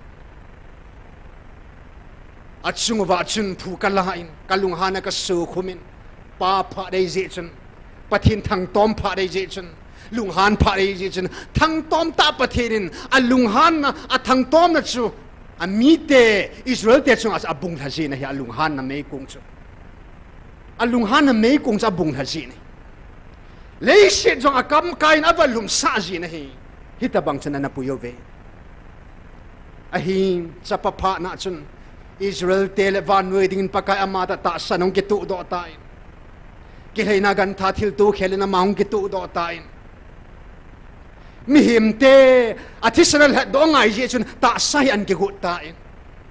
ฮิจิตาสาซิมติลาปันอันกิกุสายฮิจิตาสาจุมังสายวันเวหงหัดดอตายนะฮาเลลูยาตาสาหงฮีตอกิลฮอนินตาสลัมสหาเกลโคอิเซบินมิทิจงมูเทนกายทวินอาภาหัวจงสุดเทียงนัดนัดเจ้าเสนัดนัดจิกิมอสุดามินัยถ้าเขาบูจงนอดอยนี่อดีตตาสนัดนะหัวเฮียอาหาสุดามิมูบินี่มิดโซหัวจงเอลบายหัวจงหัวมูสันละมาจอดสะเจงนี่ตาสัพพะเรเจจุนตาสาวิไลนี่คอยเจจุนตาสนัดนะหัวจูปะไก่นะหาสุดามเฮเจงนี่อีพิเจนัมจับปะพาตาสัพพะเรเจเมลสินาทิลกิดังตาสัจจงไอ้นะหาสุลานี่อาหินพัดหงเจในเลตูนีอินอิสราเอลเตจงปะกายดันทัวนะเปสุงฮีอับราฮัมอากูนาเจสุขังจันจูขังสมลีเลขังนี่เฮกิตินเจ็บตันดันทูกิเปกัลวารีสนาเจสุอามาตันเอวิลสนวัตาสาขังสมลีเลขังนี่ลุดเองอากูมาเซดิงินสุนขังกัดกุมสมลีนิสับตะเลวหันกุมสังเลจะกุบเลสอมกิดหอลุดกุมสังเลจะกุบเลสอมกิดเวลสูดานทูชุนท่าอันนี้นี่ดานทูชุนป้าพานาจงจับพานาจงดานทูเจ้าเสียจามันครอสสัจุนทิ้งอาจุนอันนุยมังตายไงลุในเหตุปีตาเวฮาเลลูยาดานพาจุกิจใจตานี่ดานี่จุงบาทามมองในตะปูนี่ดานพัดจะกิจใจตานี่ทุนขังนุงนี่นุงประเทศพัดซิมดอลลาร์จุนตูฮีป้าพัดออกมาสับพัดออกมาถ้าเขาพัดออกตายแล้วตูฮีอัดนาเซดิงา1 2 3อัตุมจันนาอันนุงเป็นป้าสองหิตายฮิจิลาเขาพัดจุนวันประเทศนินอัตโตกุนดุงซินกินเนวสาตันอัลลโตนาดาลหาอินฮิลายมุนา ta sa Israel te jong avil pon thagawa acha te ho ta san jong hung poi thagawin e hung bilovin o hung za sa ta ve hallelujah pathin phat sim dola hi chi phat hi chin khu sanga hi lo pi ni khom ta lo hi nang le ke ya de ipisinam tile pa phat na tai to mo jong cha pa phat na tai to mo jong chun thagaw phat na chan sanei chuna ki hil theina ding pa phat na chi so ku na ka ki hil theita cha pa phat na thil chi so a pha si ata san wa ku na ka ki hil theita tu thagaw phat ba na hi phat nu ta lo cho hiachu hi chi phat sunga hi pakain tu ni ni dan ei pe hi chi phat lo pi dan ama kam sang mo mo nga iti mo mo nga ei sei pi wam hi chi phat lo pi dan hi ana sim da ote alhang pin pathil hagaw thu pon hi 2 hours sung hi alhang pi hi aka le 1 hour salhingin aka le 3 hours salhing ji e pathin hagaw nei vil naw hi a hin hi chi sunga hin nga seinom khadomin pathin hagaw thu phun phat sung ho a saw pin May 13 pathin hagam evil pat niong sa saw mong mong e ani ko adet a phat chi chan mom ham chi ka hetin ta po ni record am po in sele May 30 31 na evil na wa adia hagaw thing give ho let sa ho ni ho let sa mi som sagi lagi lang give a hop ni ko ho chung phat saw mong mong ni pung thum anawale le hyong cha chu min koi kit taw ten pathin hagawin thu phon mong ei nei pi sungo hi a saw pin ho June 18 2023 Sunday it's in a coin pung thum le minute som thum la get al hengin Dr. Hagin Puzalman yong sei phat a pe in na pathin hagawin phat a pe hon so ama masangta thu sei phat nan de pe hon a hin ama ni phat su minute nga minute som ho ta bang hi lut a hin ama nya chu ka leo han na ng som za me thei ayong la hang pi chu 3 hours 38 minutes a lut in abana keimane kilhan diu ham nagam na kilhan diu ham ati ni July 20 ni ko hin 3 hours 4 minutes alu din nahi pung thum minute li July June 26 2024 June 26 2024 hitchini ko hi Wednesday ni hin 3 hours 8 minutes pung thum minute get athingin July ning ko ma thu phon October 26 thu phon saw na pin khat hi kidin 3 hours 5 minutes anal hengin hit so hol akan say nom chu June 26 2024 Wednesday ni pung thum minute get tabang thu phon om phat sungin pung ni tabang an sei jo hin saw isa taven ilungaw hi achim thim jong im taven sinya kwa hin pakai hitin in hau pi ve 66 na action nang hom mi hing lungela asot tai ti jang no mo ve a hin hit chini kho hi gelowo tha ben chini kho hi pathin ei vil lai ni kho o iza lai ni kho ta jing kilo kilgam ta hila ni som get evil lo ta ho March 5th March apan in tuni chan hi ni som get kitu chat vet gap dong gap sao pe nei te sang mong ta nei igilo kiltan idango chata o ilhangayo vin jing thaya ding ipiding het nom ta ve na a hin hichini kho hi vanwe le sit kisema padin hichini kho hi loading hile hisi thil sem zo se jong hi cha sem pung ka te vana thil siam ho leya thil siam jo se hi tu ni ka vil na ni kho hi hi chi ni kho ko o ka za sa na ni kho thaga wa ka vil na ni kho hi hi chi lo hi le hin thil siam jo siang khat chang na sim pung ati ni hallelujah allo pi mo hin so pete every second count every minute count every days count ni kho jo se pa second jo se simangai ta ni man tam mong ni ho ding hichini khoi ke man ka gon sa hi zin thil siam zo si jong ke man ka si ma hi aji chu hichini kho lo pi dan hin nang hon he pu ve ta samina ha chi pina muding sumle pai ve ve chi pina muding in mun lo mun bo boy pi chi pina muding nang ma ta sa ding bo ne ki gel chi pina mu thei ding pin he thei ding mei le le ku ki gal a ki do ve tian ki chai sa ta chula I pina mu dam ai sikal wal nang vision nei ta lo chu ha gaw mi nei ta lo chu a je chu hitini kho lo pi dan hin nang hon na he povin hitini kho chom cha na mano hi nang hon na he them povin kum asang sang phat mang ding hi zong leo chun hitini kho mang khalo ho dinga pin lo lo ta bang hi bo ve hallelujah ka pin lo me tiute ka pin lo me he chini khu phat pa kai vil lai phat or za lai phat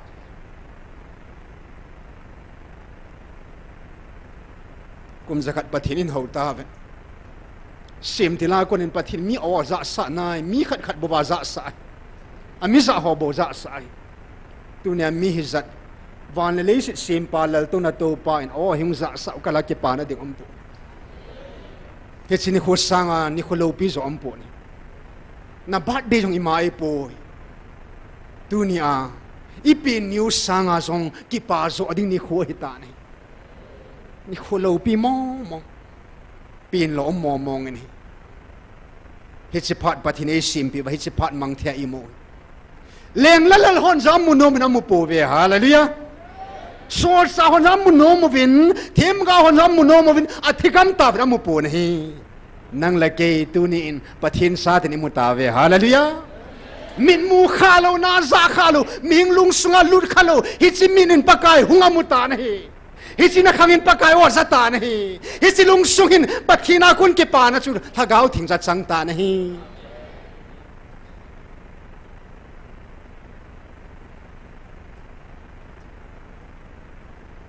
hi si thil so hi chi ni khu hi sanadang ka ke man nei lung lai zi ova na chung ba ka hun sa hi poi ke ma lung na ti na tu zi va ka hun sa jong hi poi ka ngai lut ka nam dei lan sa te na hi zi ova hi chi ni khu hung lung ding ke man ka na koi sa hi chi ke man ka ngai lut zala ka koi sa chu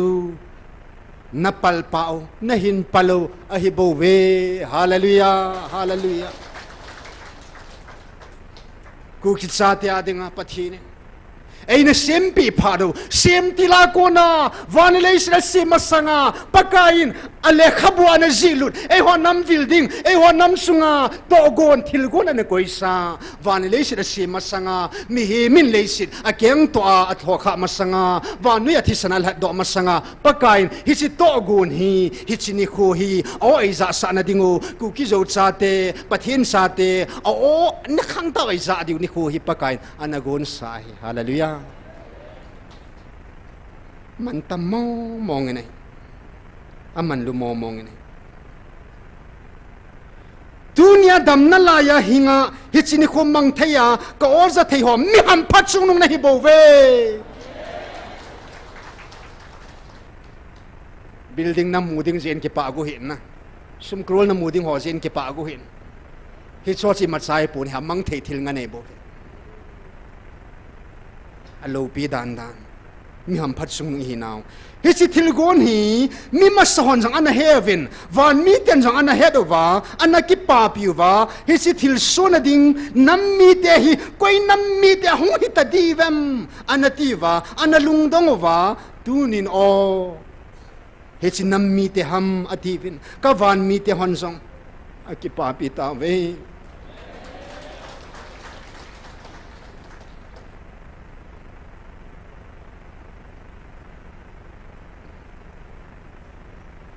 a Jesu ke ma khat ka hin pa khanga pa bang na ka tongi chapa khangin chapa bangin ka hungin chapa bangin vanui gal ka jovin tun hagau khangin hagau wa hunga o a ngai lu na nang ho hagau wa ka hungvil na hi ve tunin nang ho lung kham hi vin a Jesu hichlaya ki phung hi van lal tauna sang pen pen a topa van meeting tele serafim hon awa choyu hingzing ha chunung pathin ke mata ka hi amen amen amen CM pan PM pan van nui UNin hia phahi un vil hi uzong le pathin hagawin vil na ve hallelujah aling set ne cham kim ke van nui mi khat sang hi jong la kho po ne I pathin vil po vai la cham kim set jing aling set jing ne chule pu pia sun lan jong an sim ta in tu na ka vil naw ni kho hi lo hi le Israel tiang kanan gam puilut pong kat cross avan ni kalat do na jong anum pun te tis Israel te ta sa na malhan ipisinam hol haga wa elan theina dingo hallelujah van noi pum pia ti sanal hat do ipisinam hol haga ahu hing theina ding hallelujah Hilisa ka hi pathinin hon na ma ding ho cha te ding at to gun do pi na gun dan Hitchini ko hitchipat pakai nei mu sa he lopi nei ki pang mong nei hitchi pakai vilna ichan theu hi thil ji da ngai pu athupi pen su hitchi hi a hi tu khang hi pathin hagaven ipikhang a he tiam vanle sit sempa ni la sun zan sempa chun tu phat lai ta hi tu phat hi pi phat he tiam hagawa ngai lutna kavil na khang ki ti ding ai hallelujah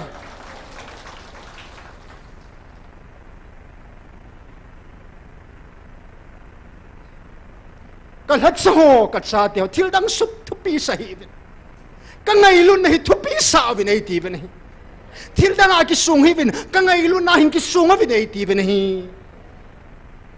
van lal to na to pan hi cha ngai lut na alung sunga thi thelo ngai lut zala chu tu na hi tabang vil na hi chano hi thil je dang a ko nei po hi chi ngai lut na zala chu I hung chano hi amai chama ngai lut tuil hagaw tu hung lung do chu I ne wa I don I chan kha oi bo ve thil je dang ai pu alung sungam ngai lut zal chu hi Hien pakai hagaw ina sunu ovin van til zo Gabriel en sol pi taven hi chunga yung pakai ng seitai chele evangelist ni phoning nu ne namin an phon sungin zong yun ket kilo yun fall vel su hin 2024 Hesini khwas nu ne namin an phong tain patin evil din ni khwan phon nya zong sun patin lagawng ke phon an seitai van til kan sol ho yan nagel nep ta vetis khat nu jong alol na doi na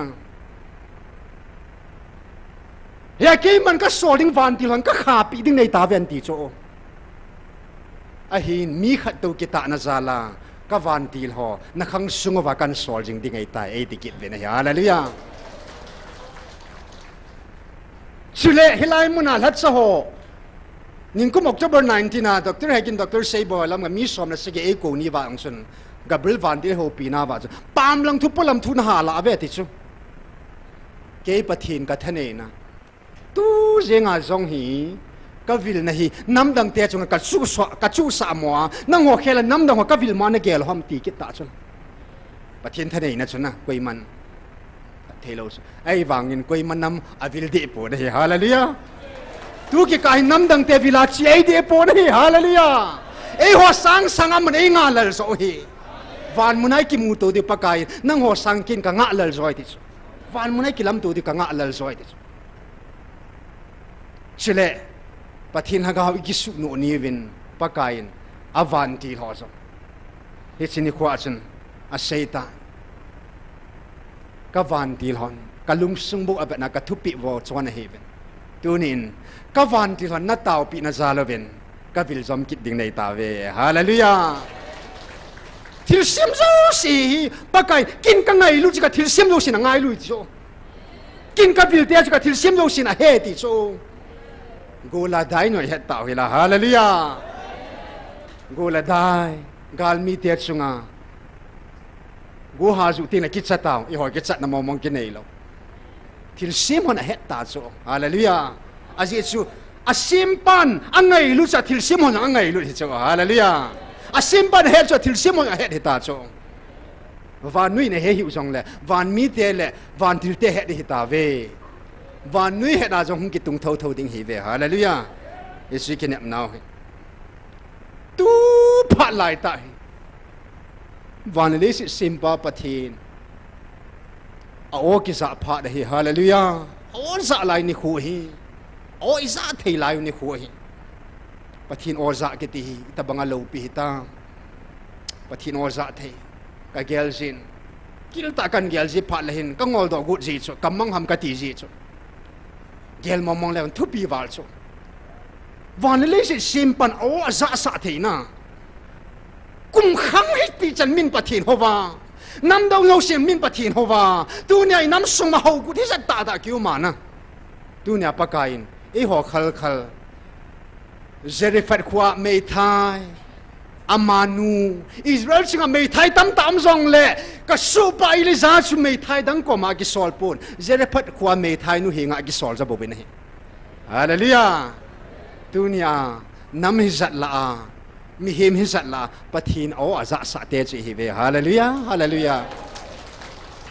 itti ham pha wang pha hiu tam yam phat no hi cho zo si thil ji da nga ko nei pu ka ngai lut za la ko nei ati e pat hi sin van noi ka pe ka thu hing sunga hin chi hi holim tabang nei lang one on one khat khat ke holim tabang na nei ta leo he che thu hing sunga hin amman lupen a thu pi pen a chung nung pen a ka koi khat ome te thu khat til khat ome he che thu hinga pakai October 26 2025 as an seita hinge thin na zong ai na Daniel ta banga thing om pu ni agi su thing san ta sa bon agi su thing sanai le alung sung al hagao ji ta banga thing ta dem Daniel su ngai to Daniel thin na chan phading pon te le se dai a thin dan nan su pathina dinga ki pithing sel ne la sa zong ki sum thim sel mi cho thin na zong ai na best of the best achung nung pen ta cho thin na langa beton di tile Daniel hita cho Bible abana sun thutta chon jong ei na an ti ni ipu Joseph asu pi hon azu do nunga su'a kapanga Potiphar lengpa Farao lengpa sipai lam kai pa su'a gapan na ai nei pi in zon pi ding in an gong tan ni sia zol he ti so apathina gingin itikin pathin do na hita bangai ka chon ning ham atin thuta ina na chon ina he hallelujah ata sangai chat apinu ngai cha ana zam san ina he hallelujah thuta chon te te ding tia le zam san phat yu ngai cho ana zam san ni thuta chon ina he ka gel ji ni hi chan ge ya pathin thua thuta chon pa kita pa chu ipu Joseph chu thuta chon dan nan chu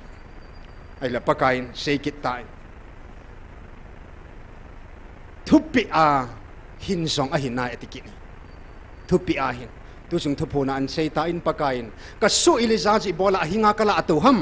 ata sapama kala atu ham thil ji da ngai po ama in ta sam mi hing ta sangai chan mi hingai chat ho zo si ama in a pei tha in hagao lam thu bo gelin ka thupe bo win a hingin ka thupe bo wa kal sul mi he ti i have pakai su pa ileza ji jong cha jong nei po in en jong a ki hol po in pathinin wa ho en tha ding a sol pin pathinin nei thai nu in sunga chun thau tui jong a pita in chang bung jong kang lo pita ni he kil ha sung si en jong pathina pe jing chala hi chen ge lom lo ma en ki tha pi jing ki thi koi mam lo cho pathin thupi bo ba hin na pathin thupi bo ni jin pathina chunga lung thei nei sang mong mong ta chi so chu pakai vanui ka pi ka thu sunga sang ai tai ti so chu thin na zong ai nai chule thu ta chon zong ai nai thu pi a hin zong a hin nai chule ke ma lung thei na dinga wa chei lan na wa chei na la na sa zong ai nai leng David tabanga wa chei la sima pathin wa chei lung sunga ki pa na ne ya pathin wa chei thanom leng David tabang koi ma om po nei la tam ta simin pathin alung sunga pathina ki pa na la cho sa อันเลี้ยงหินจงเกหิมิลขวามินปะทีน่ะลุงกิลตันปะทีนว่าช่วยละใส่ปะทีน่ะช่วงลุงให้มองกันให้สังมองกันให้ตาจุดโจว่าช่วยนั่งทีละเดวิดสังให้ทุบปีอาหินนั่งทีละเอลิซาทิมกาวปัสสังให้จุยงเล่ทุตาจอนชิดจันเกจามสันอีผู้จะเสพสังมองให้ที่นั่นหินโคเดนิเอลทิมกาวปาทิ้งมองกันให้อาหินปะกายฮิโซโซสิจงโจนะอัจงลุงเป็นสังเป็นก็คุยจูเกมันก็ไงลุ่นนี่ปะเทียนไงลุ่นนี่เกมันอัจงลุงเป็นก็คุยเหตุฮาเลลูยาอีพิจินามอิซิเกลบุงสามเลลิคุสิมตังสิมละจุนมีหิมสปางไงยินกำสุงขัดอินเกมาดูนาอินตาสันเบเฮลินอัจวนเสตาอินฮิตกรรมสุงสเกมันอีกลอดิงฮัมกัสเบดิงมีเหียมจงกันซาจงกัสเบกัสกรรมดิงนั่นฮิเสียงกัลานซาดิงอาหินฮิตกรรมสุงเล่ฮิตคุปยาจุนมิจวนพามีถุมเดนิลนัวจอบอันอมขจงเล่อัมมาหหินคูโบกิหุหิงดิงอูอัมมาจวนพัดยาอัมมาจวนพัดยาอัมมาจังโบกิหุอัมมาโบเสเสกิหุหิงดิงหินอาจีตซาจงคุยมาหูดอกปุ่นเตตินอีพิจินามทีนั่นมีหูดอทีนั่นบ่เสียจนมีเสียหูปวดนี่ทีนั่นจนดานิเอลบ่หัวมินทุบยาหินจนอิลิซาบ่หิงอากิลาโตหินมิดังอากิลาโตปวดนี่อาหินปาสงาไงลุนาเยซูสงาไงลุนาอามาตะวานีอาตาสาหงกิปิตายตูนอามาตะไงลุนาซาลินถ้าเขาทิ้งไงปิตาเวฮาเลลูยาฮิซิไงลุนจุนวานนุยจังอาหูหิงินฮิซิวานไงลุนจุนอินัมปุ่มผิวอกิดาลาโลโลเฮลาวานมุนิจันดิเวตายเจสุอาไงลุนะปะทีน่าไงลุนจัดจุงนุงเปนนี่มีมาสอฉันอามาจอนพัดจินอามาอันนับบิดนาเวอันน้ำอากามาบิดปูนี่ตัวนี้อินคริสต์ไงลุนบางจุนวานนุยจังอาหูหิงินหอน้ำจังหูหิงดิเวตายฮาเลลูยาจริงไงลุนให้สร้างเป็นสร้างมองอย่าปะทินไงลุนให้ปะทินอหีนะอีพีเจรัมติเลปะทินสุงไงลุนให้ฮาเลลูยาอีพียัมติเลปะทินสุลากาวให้บุวินให้ปะทินนี่ที่เขาได้ทำไงลุนนะเขาดิ้งไงอีที่เขาได้ทำลากาวเขาดิ้งไงปะทินนี่ที่เขาได้อามาทุตาเขาดิ้งไงบุเวจีน่าเขาเทย์ปุยจิลน่าเขาเทย์ปุยเขาสัตน่าเขาเทย์ปุยปะทินฮิตซอสอามาเขาดอลน่าสิมปุยนี่ตัวนี้ปะทินอาทิตย์เทโลมังเทโลตูขังฮีปะทินไงลุดนาทากาวากบิลนักขังฮาเลลูยาปะทินพาด$10ทากาวทิ้งพาดหินปะทินทากาวทิ้ง$10ปะทินทากาววิลพาดหินอีพิขังมองฮัมที่หอดพาดจงไอปุยตูท่าพาดจงไอปุยจับพาดจงไอตะปุยทากาวป้าพาดจงเจตะปุยไงลุดพาดหิตายฮาเลลูยาตูพาดหิไงลุดพาดหิไงลุดซาลตุจันปะทินเอคงไงสอดเอาเฮจิปะทินละมาอิเซโนโมขัดสูหินตูหินมีหิมลำปังะปะทินซาเดียพาช่วยตาจุดาเดียพาได้กิจใจตาอินอาบานินเซจิโฮอัตตาสันโฮคริสเตียนโฮพาได้กิจใจตาอินตุทันปีนี้ทรีปะทินฮากาวน์เอวิลบาปนาฮีปะทินซาเดียพาได้เตฮาเลลูยาวานุยปะทินซาเดียพาได้ตานีวานาจงเลียจงปะทินซาเดนวายหอมดิวิตานีอีพิเจนัมวานเลียทะเนปันอีชุงวาลากาโอโกยตานอังไงลุนาโกยตานทุหิงไอปิตาวินทุตาไอปิตาวินทุกูโจเซเซปิตาเวฮาเลลูยาอากิมเซลตานียาตูเนี่ยหอนอีบอลดิงว่าปะกายนตูพาดีปะทินพาดาดิงอิเซโตกิลานินหอปะทินซาเตียพาดเลสิโปรแกรมปะทินซาเตียพาดตาฮีตูพาดเฮหิตาอินเดียหัวดิ่งตูฮิปิพัดมองสุฮัมติจูปอยน่ะอินเซดอนมละดอนมเป็นเปล่าสุหินปะทินซาเตียพาดหิตาอินสุอาพาดหิตาปอยฮาเลลูยากุยมนุยาลุดพาดหิตาปอยฮากาวบุหัววันดิลกิลหัวสุอาพาดหิปอยเมลให้นาก็หัวสุอาจงพาดหิปอยสุพาดจะกิจใจเตดานทุพาดดานากิเห็นพาดจะกิจใจตานี่กุยมาปาสร์กุยมาดานกุยมาหูบุงดานินการขบปูนี่ ngày lúc nuôi ông kể tàn hi hallelujah ngày lúc pha na ngày lúc sang ở chung nung gióm bồn hi đàn mi hu hình lô ra đàn sang ở chung nung bát thiên ngày lúc là quay tàn hi đàn sự kê đình mà sai bồn ngày lúc nuôi ông kể tàn hallelujah quay mà này hèn tăng lo về quay mà sắp ăn xong imai lo thấy lo về EPJ nam ngày lúc nào ông kể tàn hallelujah đàn ấy thì cái khéo kít đi miêm thuai bola kan nun ding pa sa ke hita hallelujah ka pa thua bo nun ding nung ding ke ta ni pa thu pi bo ba chon ding ke ta ni na hita ni en pakayin ni khang Dr. Heginan say do ta in mi pi ho chun hislaya juda hoi te ding a hi in lu bung som ni na pakai sin ho pi na va he nge thum lama mei sana swai le go juding henati weather forecast thiemo cho tu ta banga weather forecast lo cho na ai banga thil hoi ban su dung ju ha hi a seo le ki tu che chana hao cho chule thang lama ku na hu yong nu nai le chun sale ding he na ti ve na sei bang sa hi ji vanelia thil pha ho su tu do jil ban head over tu lai pha dum chan hi ipitia ka vil lai hi ipitia net thei lo ham tia ho nai cho Kuki Nampi dinga vanui pompi dinga tu phat hi pi phat lai ta ham hallelujah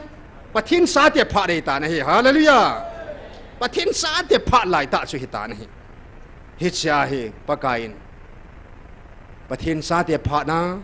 pakai o e hwa dinga o za phat hi hallelujah pathin sa te o za phat ei ta pathin sa te dinga o i zau chi ju phat hi ta na hiทุกคนอาศัยจะเวลเลยสังอาจผ่าได้ตาสังอาจเล่นกุยมากิจวัลปุยที่การสั่นไล่แต่อินกุยมาอากิจวัลปุยอ่ะโม่เมติปุยตัวเนี่ยถ้าเขาการสั่นผ่าไล่ตาเฮาเลลูยาถ้าเขามังมัดสังหัวอาจคมหลัดผ่าไล่ตาเห็นฮัตสเตียนยังกิจวัลเวนนิสินเฮลัยมุนะถ้าเขาการสั่นหันินโดยเกาโฮถ้าเขาบุโฮอันโนโดหันินอากิเห็นตำรวจเสียทำหลังนี้ถ้าเขามาหูดอลนี่ฮาเลลูยา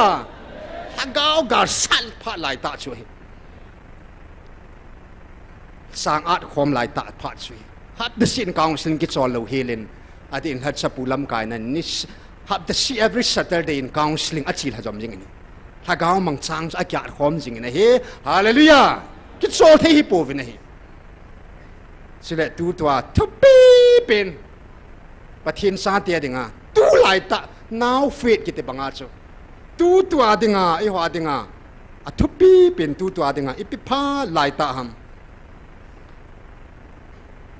ถ้าเขาไม่ตีความพาดมิลิปุ่มประมาณถ้าเขามุดชีตูพาดเฮียฮาเลลูยาประเทศซาเตียหันตูตัวไอบอลดิงโอตูตัวไอน้ำสุงประเทศไอหัวกุนอังเงอิจิพาไลตะไอพิฮัมถ้าเขาไม่ตีความพาดเฮียอีแต่บางรีเฟรนปาโซลิจงสันถ้าเขาไม่เตียนปันละไว้เลยนัดสังอาดิ่งหอมดิ่งเฮไม่ไทยจ้าฮิยองเลยสุนถ้าเขาไม่ตีนันนิเซียนปันไอเลยวานันสันดิ่งตามดิ่งเฮฮาเลลูยาที่บุกิมเราฮิจงลักสุนวานันสันดิ่งเฮฮาเลลูยาอีพิเจนัมกูจุดิ่งเฮนัตีบังกูจุเอนะเฮเอนะกูจุดิ่งปันเฮชลานี่สัลเลดิ่งเฮนี่สัดดิ่งพัดนะเฮนะเฮฮาเลลูยาปะทินฮังกาโอซาพัดนะเฮปะทินทุนปีเสปีปีกบอลดิ่งคำที่นักเขตตานะเฮมีหำพาฮิเวสิเลหัวโซเสดิ่งพัดละพัดเลวปีเป็นเฮจิกันเสมาสังเงินหัวเก็บปาจ้าฮิปูวินปะทินฮังกาวินในปาจัดนาวขัดจุงบาเก็บปานะขันเสมดอกเตไอตันกิโลวินฮังกาไม่ติจุงสังทุยกันเสดิเฮถ้าเขาไม่ตีผ้าไหลตาช่วยจีกับริลวันเดลทุพนหิน8 December 2023นังหัว6 นาอันนังหัวตุนีนิโคฮิอัตตุมเบอัจุมเบอามันดิ้งลุงเกลซงมันดิ้งลุงเกลเนซงนะอุโมเวฮัดชุนุงปะทินหินเซสาฮีเกดิงินนัตตาวนีวาปะดานี่ขโซสิขัดซาอัมมันลุลวินกับกอยปอยฮาเลลูยาฮาเลลูยาอิตาวนี่ว่าปนา นี่ก็ขัดสั่งมันโลวินกับกวยป่วยตาสนานักเกลฮาวานักเต้านีวาปะดาชูตุนิชันเกฮีอบอนสเกดิงานิคมันตั้มตากิบังตนะก็เสียมปีนะฮิบเวฮาเลลูยาเอสินิโคเฮ็ดดิวขัดชูอีเวนลิสน์อันทอจีนายอีเวนลิสมังบอยปาสลมังบอยจีนุอินเนปี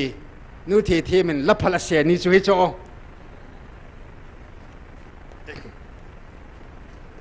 ท่านอมตาลับพลเสียนิช่วยเห็นนะสินิคนนี้จะขัดลินนะช่วยโจอีกเปล่านี่จะขัดองค์เต้าแต่อีกจิตทีมกูเราตาเจ้าหอจังสินิคัวช่วยเฮปะเทียนกำสังทิลทุมันปูหินอัฐุมนาปายุนซิมกติสมละทุมนาอัฐุมนาฮิจินะไม่เสียโมฮีนังหัวเสียมาปังนะฮิเวอันนั้นต้องหัวสุเกยหัวก็ฮิบเวจุเลยเฮ็ดดิวค่ะจะตุนิชันเอปุยลุงโอฮีวันทิลกิโลหัวเอปุนวันทิลทิ้งหัวเอปุยลุงโอฮีฮาเลลูยากาเลยสัตว์ปิวจังวันทิลทิ้งหัวหินปะทีนอินสอดปิวหัวจังวันทิลทิ้งหัวหินเฮ็ดตัวสัตว์อันสอดจังวันทิลทิ้งหินตุนียฮิตชันฉันเอปุยเอเวียงบิดหอยอวันทิลทิ้งหัวเอโบเวไม่เสียมจังเอกิทูปิววันทิลทิ้งหัวเฮฮาเลลูยาวันทิลทิ้งหัวชงอันเก็บปานะขุดเบียงโอเต้ฮาเลลูยาประเทศทิลซิมขัดฮิตซีนาดอเลนตูนินอีกปานาอิพงเววันทิลทิ้งหัวชงอันจงประเทศอันซีนาสุบุลิจิงเวนเก็บปามเบสเซนประเทศทุบปีบวัดโซนเอเวมหอยตูนี่ฮิตลายาตาสนาลุงลิงลาวลวะปังโฮนัดจงว่าฮิตนัดจันดิวเละพัดนับพัดเทดิวฮิตจูหุงลุงว่าตันเตนัดตาสนาวเละนันมิฮีนาวนังโฮฮิตตาสลุงเกล่าฮิตนันไม่เสียมูอัตตมัลหอมอัตสมัสสาวินโบฮิวินอันมีตามัมิหอมกี่ปาเสนาเห็นนะจิเละพาดหูปุงนี้ซุงปุงทุ่มซุงที่ฮอนโบฮิวินตีเห็นนะอัตสมัสสาวินโบฮิวินอาเจียจะฮิจินไม่เสียมจันวะตู้ขังเสียบฮิโลวินนักขังดีว่าขังซุมจันนะดิ้งหินฮิจิไม่ฮีนักเสียมว่าเอาไงฮีตัวนี้ฮิจินไม่เสียมฮีนักหินสิโรวะนิขัดบังอันนักหินเกลนิวนิโคหงุมดิ้งฮีไม่เสียมออกัส31 2023ไอ้เก็บปัดเอาหินตัวนี้จันบังหินเกณฑ์จงนิขัดนี่ทุ่มบังกะเกลนั่นลายที่เสียสินขุดดำเอาเตนี่ขัดตะบังก็เขียนอะไรนะนี่ตะบังนี่ทุ่มตะบังสมศักดิ์เกี่ยงตาเบบจานหาสกิปนักกี่เกี่ยวกับโคมโชนี่ขัดบังกี่เกี่ยวกับโคมอีพิเศษนำวันนุ่ยนะเปิดเทโลสุมินไปนะโชเทโลอีลุงซุงว่าปะทินหากเอาเชียงตากี่ปานไอเปิดตาวฮิจิลุงมุนนะกี่ปานตาไตนี่สิว่าพัดจิลำกี่เหตุโลเหพัดที่จอมสายเกี่ยวดอกเหตุตายอาศัยจุฮัดจุงนุงปะทินกิติมนะจุงลงบาตันเตฮาเลลูยาทุปีมองมองเห็นถ้าเขาไม่ติวนี่จะขัดเห็นนี่ไอ้พ่อเวนนี่จะทุ่มเล่นี่ซ้อมทุ่มเล่นี่ทุ่มลิ้นไงไอ้หินผัดเสกิโดจ้ะอันนั้นไงกิตตาไอ้ท่านปะทินลองที่จับจะลักจีชมถ้าเขาทีมลองอามาสายองเจอลุงที่มินบอลเราเช่นเฮ็ดทีมว่าลุงที่มินบอลนิวจ้ะนี่ฮะวัน November 14 2024 ลาชงอีเวนต์ลิสต์นี่ก็มากับริกันสอลดิ้งหินไอ้วางหิตุจงหิเสียดอกมาสลันหิเซอร์ไพรส์กับบอลดิ้งเหตุจ้ะวันที่กับริหิตเราดิ้งเกี่ยมาตันกับพูนที่อัปเปิดปัตตาเละน่ะก็เสียดีเหตุจ้ะอาศัยบางอีเวนต์ลิสต์ปุ่นอันหิลจิตชลันนะ November 14นี่ฮะโลตา November 14เนี่ยจ้ะอันหิลจิตจ้ะถ้าจะเตะนี่ก็มาเสียดอกหันหินอากิทุพูนี่กินกับพูนดิ่งตายกับริงันสีตะปูไงติดจ้ะเออจริงกับริงันพูนทำจะอีเกี่ยเน็บที่มาเลยอามาตามหิจ้ะอีกี่ปาดานเอาจ้ะปะทินฮักเอาหน้าพูนต่อกับริหันอันพูนซ้อนปลาอย่างจ้ะปะทินฮักเอาหน้าพูนมองอีเด็กกี่ดอกจีหันจังสังจ้ะไม่เกี่ยกี่ดอกจีละนะยังหิดิ้งมาจีละนะอันสวลปลาจ้ะปะทินอากุนมาฮิจงเลยอามาก็ไม่จะสังอาจ้ะอันเลวตัวนั้นตัวป้ามาถ้าเขามองก็เสียจุงไงน้องเจ้าจุละอาจจะอามาไงลุนในป่าอินมีเสียสะสมละอามาก็มองไงลุทูวิลนัทูลฮามอนนัทูทุตายจะเอาจุเก็บป้าอมเสียจะจะเกี่ยนาฮิเฮชิวาฮิอินป่าจะโดยตาอิน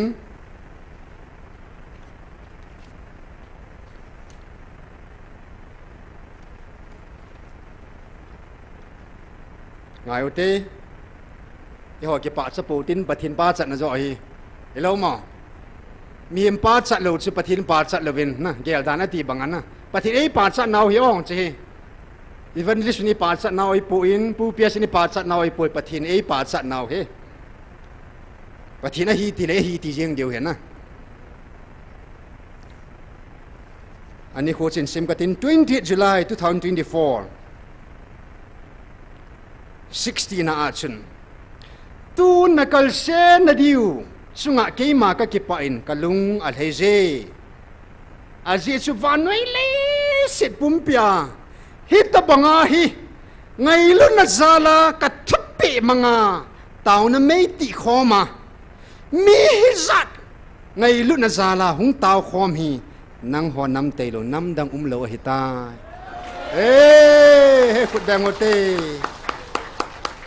tu sungala i bol tu peno anna ma sei ding i bol tu pen pau so hita na hi i bol khelo tam ta mi i bol tu peno si suite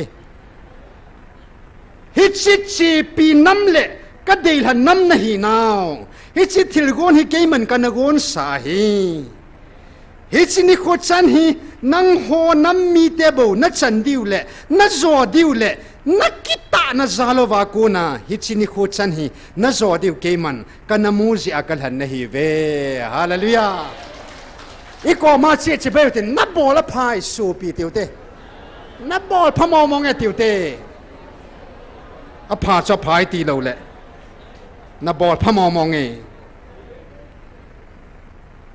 vanuya koi nam ham mi hizat tang lo hi la ka hinga ta khom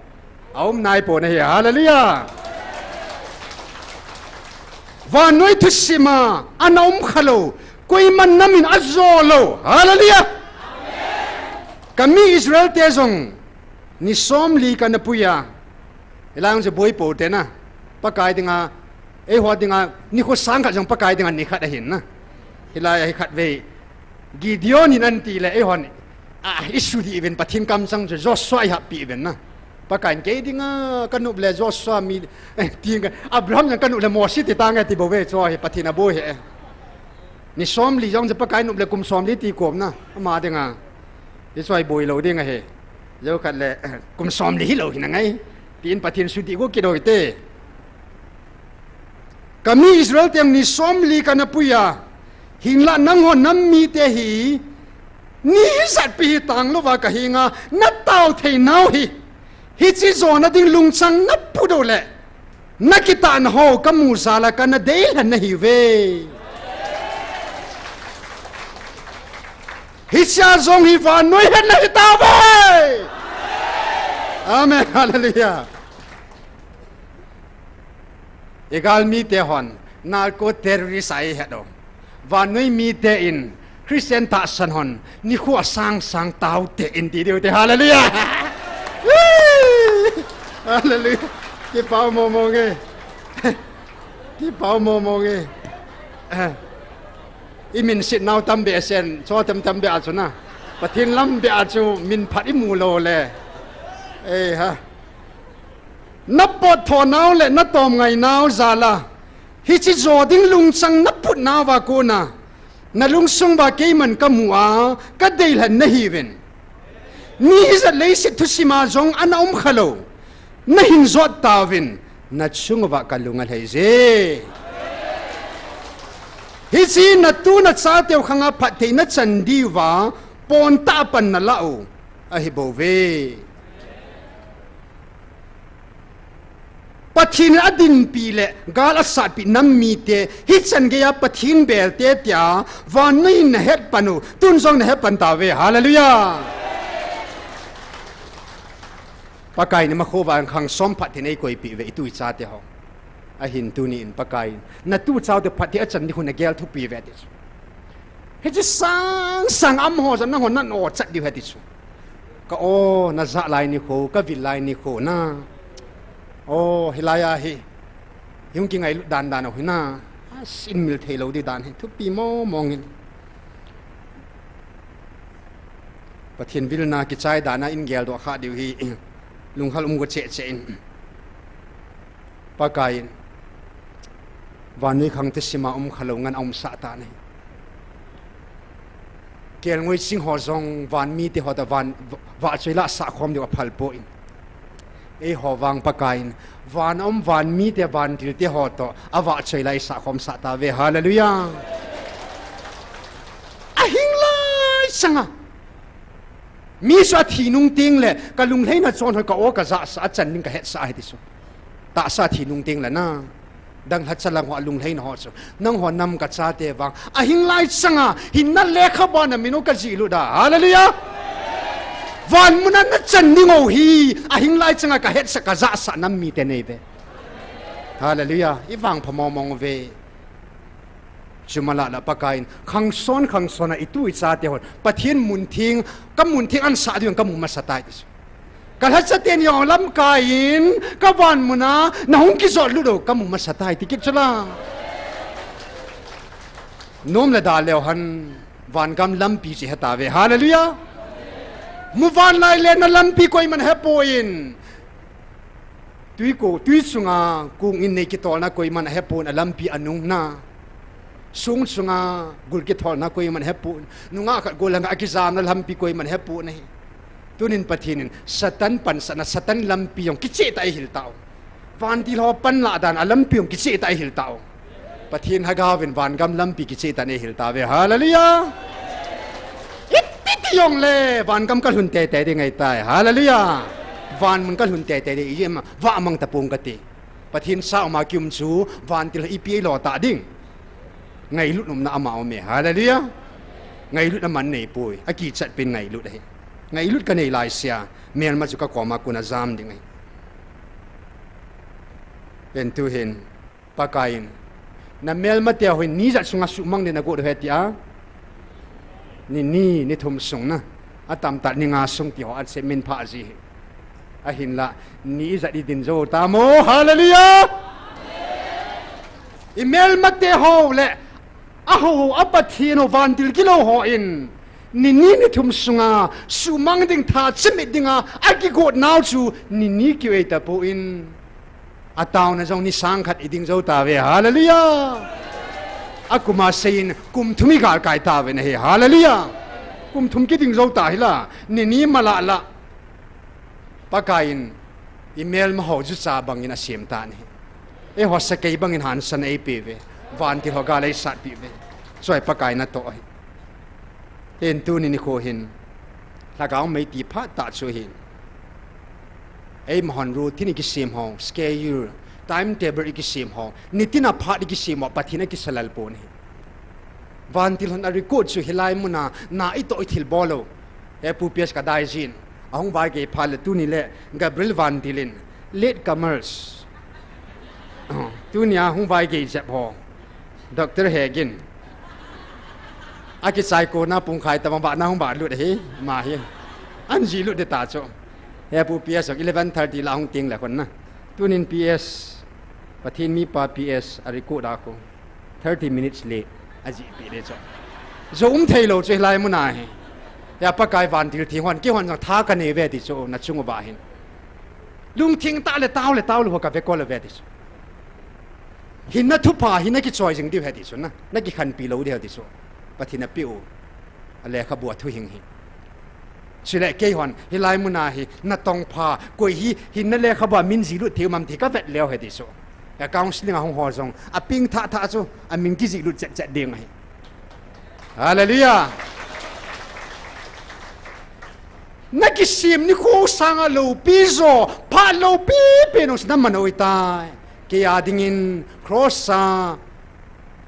ก็ทีนิสังเล่ก็ปีนิหัวสังตุเนียลุงเฮียลุงกิสยาเกี่ยมาในเบลวาก็อังสุงานะบอกขบว่าเกี่ยมาอังสุงนั่นเบลฮีเกี่ยดิ่งก็กิปานะอัทุปีโซเอติสอัจุงนุงโซเอติปะทินกิปานะเป็นช่วยบ่เวสูปิเตหครอสซาลหัดดอนะอัทอดอนะหัวจังทุปีไหนนะอัปีนหัวจังทุปีไหนวังปะทินทิลเสียมดอละพะโลปีเป็นหัวกุนังเงปีเป็นสูปะกายนอัจฉริกิเหตวาตาสนะเอาอิจาวาอามาอิเบลวาอังสุงไอบอกขบวาลุงกิเสียมาอิเบลดิวฮีอิเบลนิโคฮีอิเป็นท่านิโคฮีอิกิเสียมนาวนิโคสังอิเป็นท่านิโคฮีปะกายกิปะจอย ปะกายถึงอันนี้คุบโลปีจอยกุนปีเป่าสวยเห็นตัวเห็นพัดกิเหตโลโหดีเงินนะเสียเต่าตินอามาพัดกิกุนหอเจ้าเส้นตัวเนี่ยปะทินพัด$10น้ำลำกายหอถึงอีปีพัดเหตามตัวเหปะทินพัด$10พัดกุน$ตู้พัดตาหีน้ำลำกายหอถึงอีปีพัดห้ามกิบุ้งขันพัดเหตโลเฮเลยพุงเล็ดสางกิขันพัดมองเหตโลเฮOperation area จนกิขันพัดตะลุเฮเลยน้ำสิไปลำกายหอกิปุ่มขัดพัดได้ตาดินขัดดินคอมพัดได้ตาตาวคอมพัดได้ตากิปุ่นคอมพัดได้ตานี่ดินขัดมองมังลุงขัดดินคอมพัดได้ตานี่เฮาละจ่อดิไงปีพัดหิตามกิไงจวินนั่งมันพัดนั่นเดินกิซีมีอินปะทินินตู้พัดที่เฮาละจ่อดิไงอากูนับพัดฮีวันที่กิโลวังซูถ้าก้าวจอนเสียจีนพัดในตะปูนี่กิสิเนี่ยในตะปูนเตอหินปากการหูและสอบพัดปีเบเบนี่ตอนยังเสียตาสุลน่ามาสาจูนี่โคสวมีแล้วก็ดันปีสุลหับตะทุมอันนุ่งลาดอกกิตาจูอาบานาเปียนบอลกิตตัวนุ่งเป็นเซนกับวิลน่าสุงเงี้ยลุงเฮียเลยนะอติกิตโซโอ้กิจะอะไรสุงลุงเฮียมันนะปากกาเบลาตาสนกิสิอามาก็อเบลมันพอดพอนายเลยกิหูหิงกิดเดียวเฮฉันตั้มตายหัวสังอันนี้จะเทนอะไรเหรอปะทีนงะหันนะไงลุดขังหินนะโจไงลุดขังพุละขังฮิโลนะไงลุดขังไงดำขังหิดานโจปะทีนี้ฉันละโจสังตุนอะไรโจไอ้บางวิลนะพัดของกิจใจพัดกาลกิปันดิ่งเหรอตัวฮิโกนะฮิโจโกนะกิจใจพัดเล่โกนะโอซาโลโจเสียงกาลกิปันดิ่งโกนะโอซาหัวดิ่งวานมุนกิปันดิ่งไอ้เตฮาเลลูยาวานโกโลพัดและลูกสานพัดที่เต้อากาโลพัดที่ไงเต้น้าเต่านากาน้าโลพัดที่ไงใต้อากาไอโลพัดหงที่ไงเห็นหูลัดจังหวะที่งาตูพัดที่ปิพินพัดสิตามปากการจอนแบบที่สบังอินลำบิสิมนันงันเสนาเวปะทินฮักเอาวิลมาสังอินเกลงุยันนะเวตุบวินนะเวกอลนาเวไอลับปะทินฮักเอาหงพานินปะทินฮักเอาเบลวินปะทินฮักเอาหงมาสังอาเฮงอะขอป่วยปะทินฮักเอามาตาหงไงแหละแบบที่จอนจะเจสุนลำบิสิมันสอนเลยเจสุหงพานาแบบที่จอนอาศัยจวนเจสุอาศัยอยู่ไงสุดละอันลำบิสิมปาหงตาอามานุงจะอาศัยอยู่ไงสุอามาลำบิอาจีเทตะเลวดิ้งไงไอ้มาโหบุงไอ้มาลำบิไอ้มาสเกจูไอ้มาไทม์เทเบิลจีพาไอ้ตะป่วยปะทินไทม์เทเบิลจีอยู่ที่หงละจอนนักสิโลเบดิ้งไงเกี่ยวหอบังอินหงเต้าเว้นนักสิโลเบดิ้งเอาเหตัวพาดแต่หัวลัดสอดิงะไงลุ่นนักการส่วนพาดถ้าเขาไม่ตีพาดถ้าเขามังมัดพาดได้ฮะนั่นเลยนั่งเกี่ยวบุ้งแต่กี่ขันพาดได้ป่วยดานันตัวพาดได้ป่วยไงลุ่นนั้นตัวพาดได้เต้นั่งด่านชูแต่บางไงบ่พัดชุมเลยการนั่นมอมเลยไงลุ่นนั้นตัวพาดไงลุ่นนั้นตัวหัวปฏินัตัวเบี้ยไงลุ่นนั้นตัวถ้าเขามังมันถ้าเขามังนั่นมันเลยทัดจะดิ่งอาชีพยามนั่นตัวโลถ้าเขามังฟ้านักกูนักคนโลเลยพิมพ์ผสมการปูนี่เขาลัดสอดงาตุพาตาฮีไงลุ่นนาคิวนาถ้าเขามังมัดพาตาฮีเขาสอดงาพิบอดพาตาหัมเขาสอดงากำสุดเฮงพาได้นั่งมาในอิสุนักสุดเฮงพาได้ปะทินพาดปิสงากำสุดเฮงโลหะน่าเขาสัตย์น่าหงกิละมังเดชนั่งสางาผสมจะเขาสับหงกิตุงดีเฮในกิเหตุเวนปะเทียนพาดหมสุงานนับปีสุงาฮีน่าหัวสัตว์นั่นจุนนาทีปีดิโอ้น่าจะเล่าเลยนะตัวพาดแต่ปะกายโอ้จะปะกายปีเสมกำสุดทิ้งเอาวินเกี่ยมากำเตบหินกับกำสุวันที่เราคุมงายินวันที่เราคุมเทนอาทิตย์งายที่เหสุดทิ้งเอาวินเขาสอดงาจบกระดาบอยพาได้ป่วยการนิหอนพาได้แต่ป่วยข้าตาวินการนี้เราว่าดึงกำข้าพาตายน่าหอนไงเลยวันที่หอมมุนวันที่กิโลหอมมุนนอดขาดึงวันที่กิโลหออินปะทินวิลนักใจพาเลยนัดสุงาวันที่กิโลหอมปันสะดึงสุอานันมันสะดึงเฮียปะไก่ตุนกะตีกะลูอดามินกะขุดกะเกียงอดามินนัดทีเวดิสุนักกินหมอเป้าจะฮิปเป้าลังนัดใส่บางวันนัดสุงว่าทีนัดทุตันน้ำมันนักขุดดำโลดิ่งเหตุหุ่งดิ่งเหตุดิสุเห็นเกี่ยมังไงลุดปะทินก็เห็นกังอาตุนตุนเอติสุ na sungwa lagaw ka ngay lut zina ta sang ka hoy dam na lai tis ka nga na lai ka lungdi din na lai tis pathin thu sei na ngai lo le pathin nang seo nga hi vet pakai nan satan ka o ki za mo sa hol ataw na ka ki za mo sa de ti bo o za ho bang tu ni san ge taw no i san pi ve hallelujah kut bengote sile nam mi te dingai pi phat ham pathin ngai lut na lagaw ba e vil phat do hin ki ngai lut phat da hiกูคิดโจทย์ซาน้ำกิติพอดชุนขัดไงลุดขัดแหกกิไงลุดผ่าได้อินเฮงากิหอบผ่าได้ซึ่งไม่ในจงเลยวันนี้เนี่ยปีนี้เนี่ยกิหอบผ่าตาเห็นนะตัวเห็นอินเนี่ยเดี๋ยวเนี่ยความผ่าหันนะตัวหลายตายกิไงลุดผ่าหลายตาเฮน้ำปมปีเดียวน้ำมีแต่เจ้าเสด็งกิไงลุดผ่าตาเฮเอเจจูตัวเนี่ยเด้งปะทินคำสังอากุในกิติลเขานาวินตินอัตตาสันโลหัวดิ้งขัดกันซิมเดเหมุนขัดอัตตาสันหัวดิ้งขัดกันซิมดิ้ง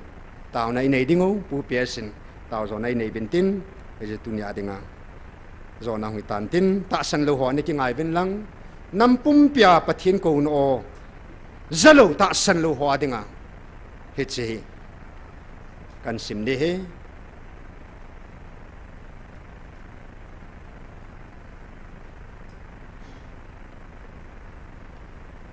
ลูกบุ้งสมละกูสังสมลีและนี่อาปนินสมดีเลยจันสิงเงโอเฮนังมาตาอินตูนีหินลุงมุนทูฮีกิฮัตตะเบเลชุนตูนละเนเฮโลนาดิงาขีอีมาอหิตายกุมทุมะหิงเตนะตูจันแกฮดอโลหที่สิลุงมุนทูไงลุนทูฮีกิฮัตตะเบเลชุนตูนละเนเฮโลนาดิงาขีอีมานาลุงช่างทาวนะตัวไม่ตายนากาลเตวินนักคิมเวลากุลอสิสังานาคิมเวลานาซาดิงโอนาสุงานาซาเตโตนังมาเลสิโตกิบังาอบอลานาลาสุงจังขัดสุงาขัดโลฮิลาอัลฮาดิงโอนิโคนาสุงาหงลงดิงาเฮปะทินลินซ้อมนังนลิซ้อมกุมทุมไงลุนาพะได้เตจิสุงาโอซาโลโฮนัดสุงาหงลงเตดิงตาสกาลนเดียนกาลตาตันนัดสุงาหงลงดิงกิมนันนเดียนกิมนัดตาตันสุงาหงลงดิงกงนอนนัดตาสันปูนนัดเดมินนัดดาวดาลินนักกิฮันมอสอินนัดเปโดเอนัดดาวดาเลนัดสุงาหงลงดิงนัดสุงานัดซาเตโตนังมาเลสิโตกิบังอาอบอลานัดละอาสุงจังขัดสุงาขัดโลเฮลาอัลฮาดิงูนิโคนัดสุงาหงลงดิงฮิตซูอิปิซยานัดสุงาหงดิงฮัมนักกิวิลายูนัเฮโลเซอฮีปะทินพาดลุงสิทธิ์หอมพาดไงลุออกิจะลายพาดปะทินไอวิลายพาดหอมสุงาโอจะดิงินจะเตดิงเละตาสันเตดิงินน้ำสุงาตาสันโลโซสิปะกายมินาทุหิงมังซาอิโฮปีนาวตูนตาสันหออิโฮกิติลเขานาดิงินปะทินไอปีสาวจงอหิอินเกยผู้ช่วยปุ่น February 12, 2024 จังสมนิลนี Luke 17 verse 22 apa in 24 kan sim de chui na man sei yui te za nang hon mi hem sapa hin lai ni khu ho khat ve na mu nom dingo a hi wanga na mu lo dingo hi ta bo ni khu ho chu hung lung dinga hi chu ting le ve vin khu ko ma tia na za awa sei dingo a hi wang nang ho chi hiun ama honung jang sui hiun izenam dile kol phewa nui kol mang lang khat lama aphatna kol mang lang khat ge asalwa ji banga mihim sapa hungni jong hidinga hi hallelujah pakai muthaya khat be hung dinga he simasanga hitabang vil nahi thu pho no me hilai mun au me nam dang tenga bile hi chi khuchi au me ti wala ta san hi beven zilanga ke hi ben velanga ke hi benผู้โกมาเมทุพนเมกี่หังกับบอลเวทตาสันฮีวินฮิลายมุนเตยโลทุพนดังปนเตขังซ้อนกิตาปนเตจิเลปฏิเนวิลายนิคูไอกิจใจนิดิงฮีฮิจินิคูเตลเอหดินหอมทอดีไอวางาไอกิสีป้าฮิลวะไอสีจไอปันข้าเดวินคนแบงเอาเตเอลาบะจง tam ta om ta in tu hi gao thu sei pha dei poi mang pha dei poi mu nei pha dei poi thaga wa awa kam sanga pathi de ho pi pha do thim ga ho pharin thim ga ho amang chain sol sa ho pharin sol sa ho mang chain tun pathin sa te pharin pathin acha te mang cha ta ni thim ga ho pharin mangin a ho pi e chapa pharin chapa ta san ho pi tun hagao pharin nek roba ni ho pi po ve nek roba zong amma kama amma lungila amma mama ho pi ya le thau ta lo de hadis alu mona ki zamdan ni ngai ta na thau ta lo de hadis thui nei pi ho zong amma kama hi amma ina alungila an kun sai le apat padana ma thau ta lo de hadis pakai thiti sa en tu hi manga ki ne pha he ta lo hi jesus ta sa mu thaya honga chi hong sei ding pha he ta lo hi ta sa pha ta lo hi pa phat ki chai da chapa phat ki chai te tu thagao pha da hi hallelujah thagao ba mu thelo thagao chun mi hing kama ba za a mang jong hilo vision jong hilo a kam thing ta kam sang ta i ho pi hallelujah ya hi chi ka kama ka ho pi nau hi chi ka kam sang hi ka thu hi ka kam sanga hi ka o a hin na hin na om he ti su to na nei hi ben ti su na to na nei len ma tha na nei di ha ti su ya hit sa bang o sa ball thu ho jong chu a le me he na siul kama chabi ki kam khum na hi kit diu he ti ta bang hilo ne de hong ching theu tin a hin pathin vil lai phat ni khoi hom tho ta in tha gao mei ti phat ki ngai lut phat in hilai sunga hin pathin thu pe ni nin e hon yang pathin vil lai ni khoi hom tho tan mang taw te hallelujah man tam tan mang taw te tu hin e bon savin pathin khang som phat te ne koi pi tawin pathin vil lai khang ni khu man tam dan yet thim la ding vin tau tin e vil jevin ke pa thu seu tin chile khang son khang som chana I tui cha te mun thing an sa du pakai ka mutai ti chona khang som sunga pathin ha cha pha pha pi wa adi a inam sungwa khang dong khang la pathin vil na khang tu thagao phat khang hi phat man tam pi nei bangin inam sungwa I tu chau khang son ding hi khang tha te chung au mi khang tha te tau pi te pathin go ching ding hi vin pathin phat thei na hi an sumil kha du ti za no mi na hi hung lung ding ai tai pathin phat thei nahi e tu cha te khang tha ten pathin ko no zawa pathin thu hi akol zawa khang som chunga pathin vil nei smang lo hela sumin lo hela agel do jingwa pathin tu tha chon thene ding a ping lo lai ho jong I tu cha te ding taw piu te pu pe sin taw zon ai nei pi ventin e pha ro chain hai tan te tu nya dinga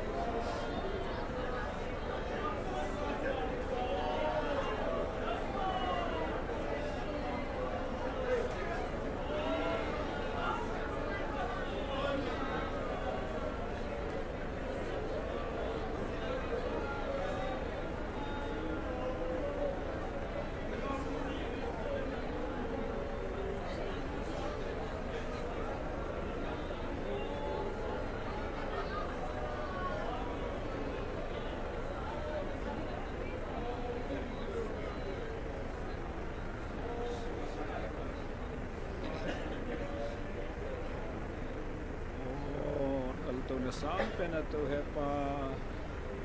sevimte na vace athing ati kapati oge building building kapati nang kan thangwa nahi tuni phan ka sopi zat le online atam pin jong hepa nang kan thangwa nahi thangwa la vace kilom kapathing lo pi pen nang kan thangwa ka vace nahi hibanga tu pi pen van le se sema injing ka pathen kahin khodi ka lagaw hin khodi we sim pe ai lam kayo o me the gala kuna nang man na o ka zawa nang kan bel the ne diwal kum thum zen ni huai e je sunga hai pakai na ta san che hilawang tu ni hai galum talo ding na me lung sen na zala nang man nagam tep su ni pe na diwang izan kai ni su bulit pi wahitan ain la tasan lo za la hi nagagal ki nahin ize tune pa tu ne tasano na chate na tasana ki pa jingo chungwang hasan na chu hi han atasan lo ho na ko hi je chun atasan lo ho cha chungai cha san nei chu han opakai ka khang tha teo nang ne ve sui pi ma khang tha khang som chan ge phatik ka tu te phate na boarding ho hin ne pa nanga hinna nanga hanna nanga lol hin na simsan lo hong chanwa e pa khang tha te nang ma ho na ding in thu pi tan gon ro ti ong kamutai ti ka ki pa we pa nangin ke ho cheng wan ka ma jong evangelist ni ma puina kong ki zot lu dio na mu sai tan o he pa ki pa nahi tu ni pa nahi ki hon gal thu ka za di thuam ta pon ki pa ta na ma ka wa choi wa nang ma ka ho wa na lo pi na ka sa phong phan wa hitan e jong le ata san lo pha chom pi ho jong hi na lung se na wan ga ma pui lu ding na gon ja ata san lo ho hil na ding ai gal nam sa he ti ka he ve dahi ezezun pakai kanam mi te kolapaya umhe yan lang country chom ho zo serge jong kan tau pi nai online na hong pangwa tu chung gali nang ma ko na hi ti hen wa kisina nang ma bel na nang ma muna ka ne the ni divin o he pai bangai lung se no wa wan mi so wa wan mi te to na wa choi ai sa ko sa ngai lu na lam kai ju ka pathen nang ma wa choi jinga kanam mi te zo sev nei ko wa le o he pa lungkisa ka heng ka komen bel te chu Banu ya nam nang te sang atam zo nei ve tia na sei banga chu pakai tunia e chigala be lunga kisiwa nei ngan bel so ke wa nang sunga kim ke kang lu theina divin India Burma le Bangladesh chen ya kana mi te zo si ipui hoi bin tia na lung sin ngai cha kong ta wa he ka ba den tu ni pat ka ki pa we na la cha na til khowa na kam chang lui so jong le an phun do ho chun na satan kalagaw hin kho atong ka kinin ka ki pa we pakai kasumil na ho se jong epat nangin ne tha tui ki sung bonga ne tha sun dim kinwa na lung sen zala na chate ki pa thanu ma midangon gal to nang ipi hasan na to jong le ke ho chang na ta san ho chang sen ki pa ta nang ma ka wa choi khom chewa thai ni teng ni ko sangat ni teng ong le ki pa thanu ma nang ma I chan chanain pui hoi pau ko ma ki pa thu hung pung dingin ka bon chan dam tain pui khom divin na lung sen ngai chan ka taw ne tu ni phana na henga nang sunga ka ki pa naw la ka de ka ngai ho kan son ho zo seu chu elung se penu ka pa ka Yesu Krista min ne san piun amen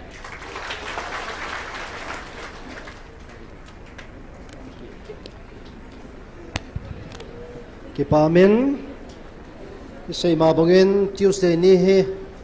ni ko sang khat hin ni ko hong hi ding he bon chan hong ki su ngo tin na to dang dang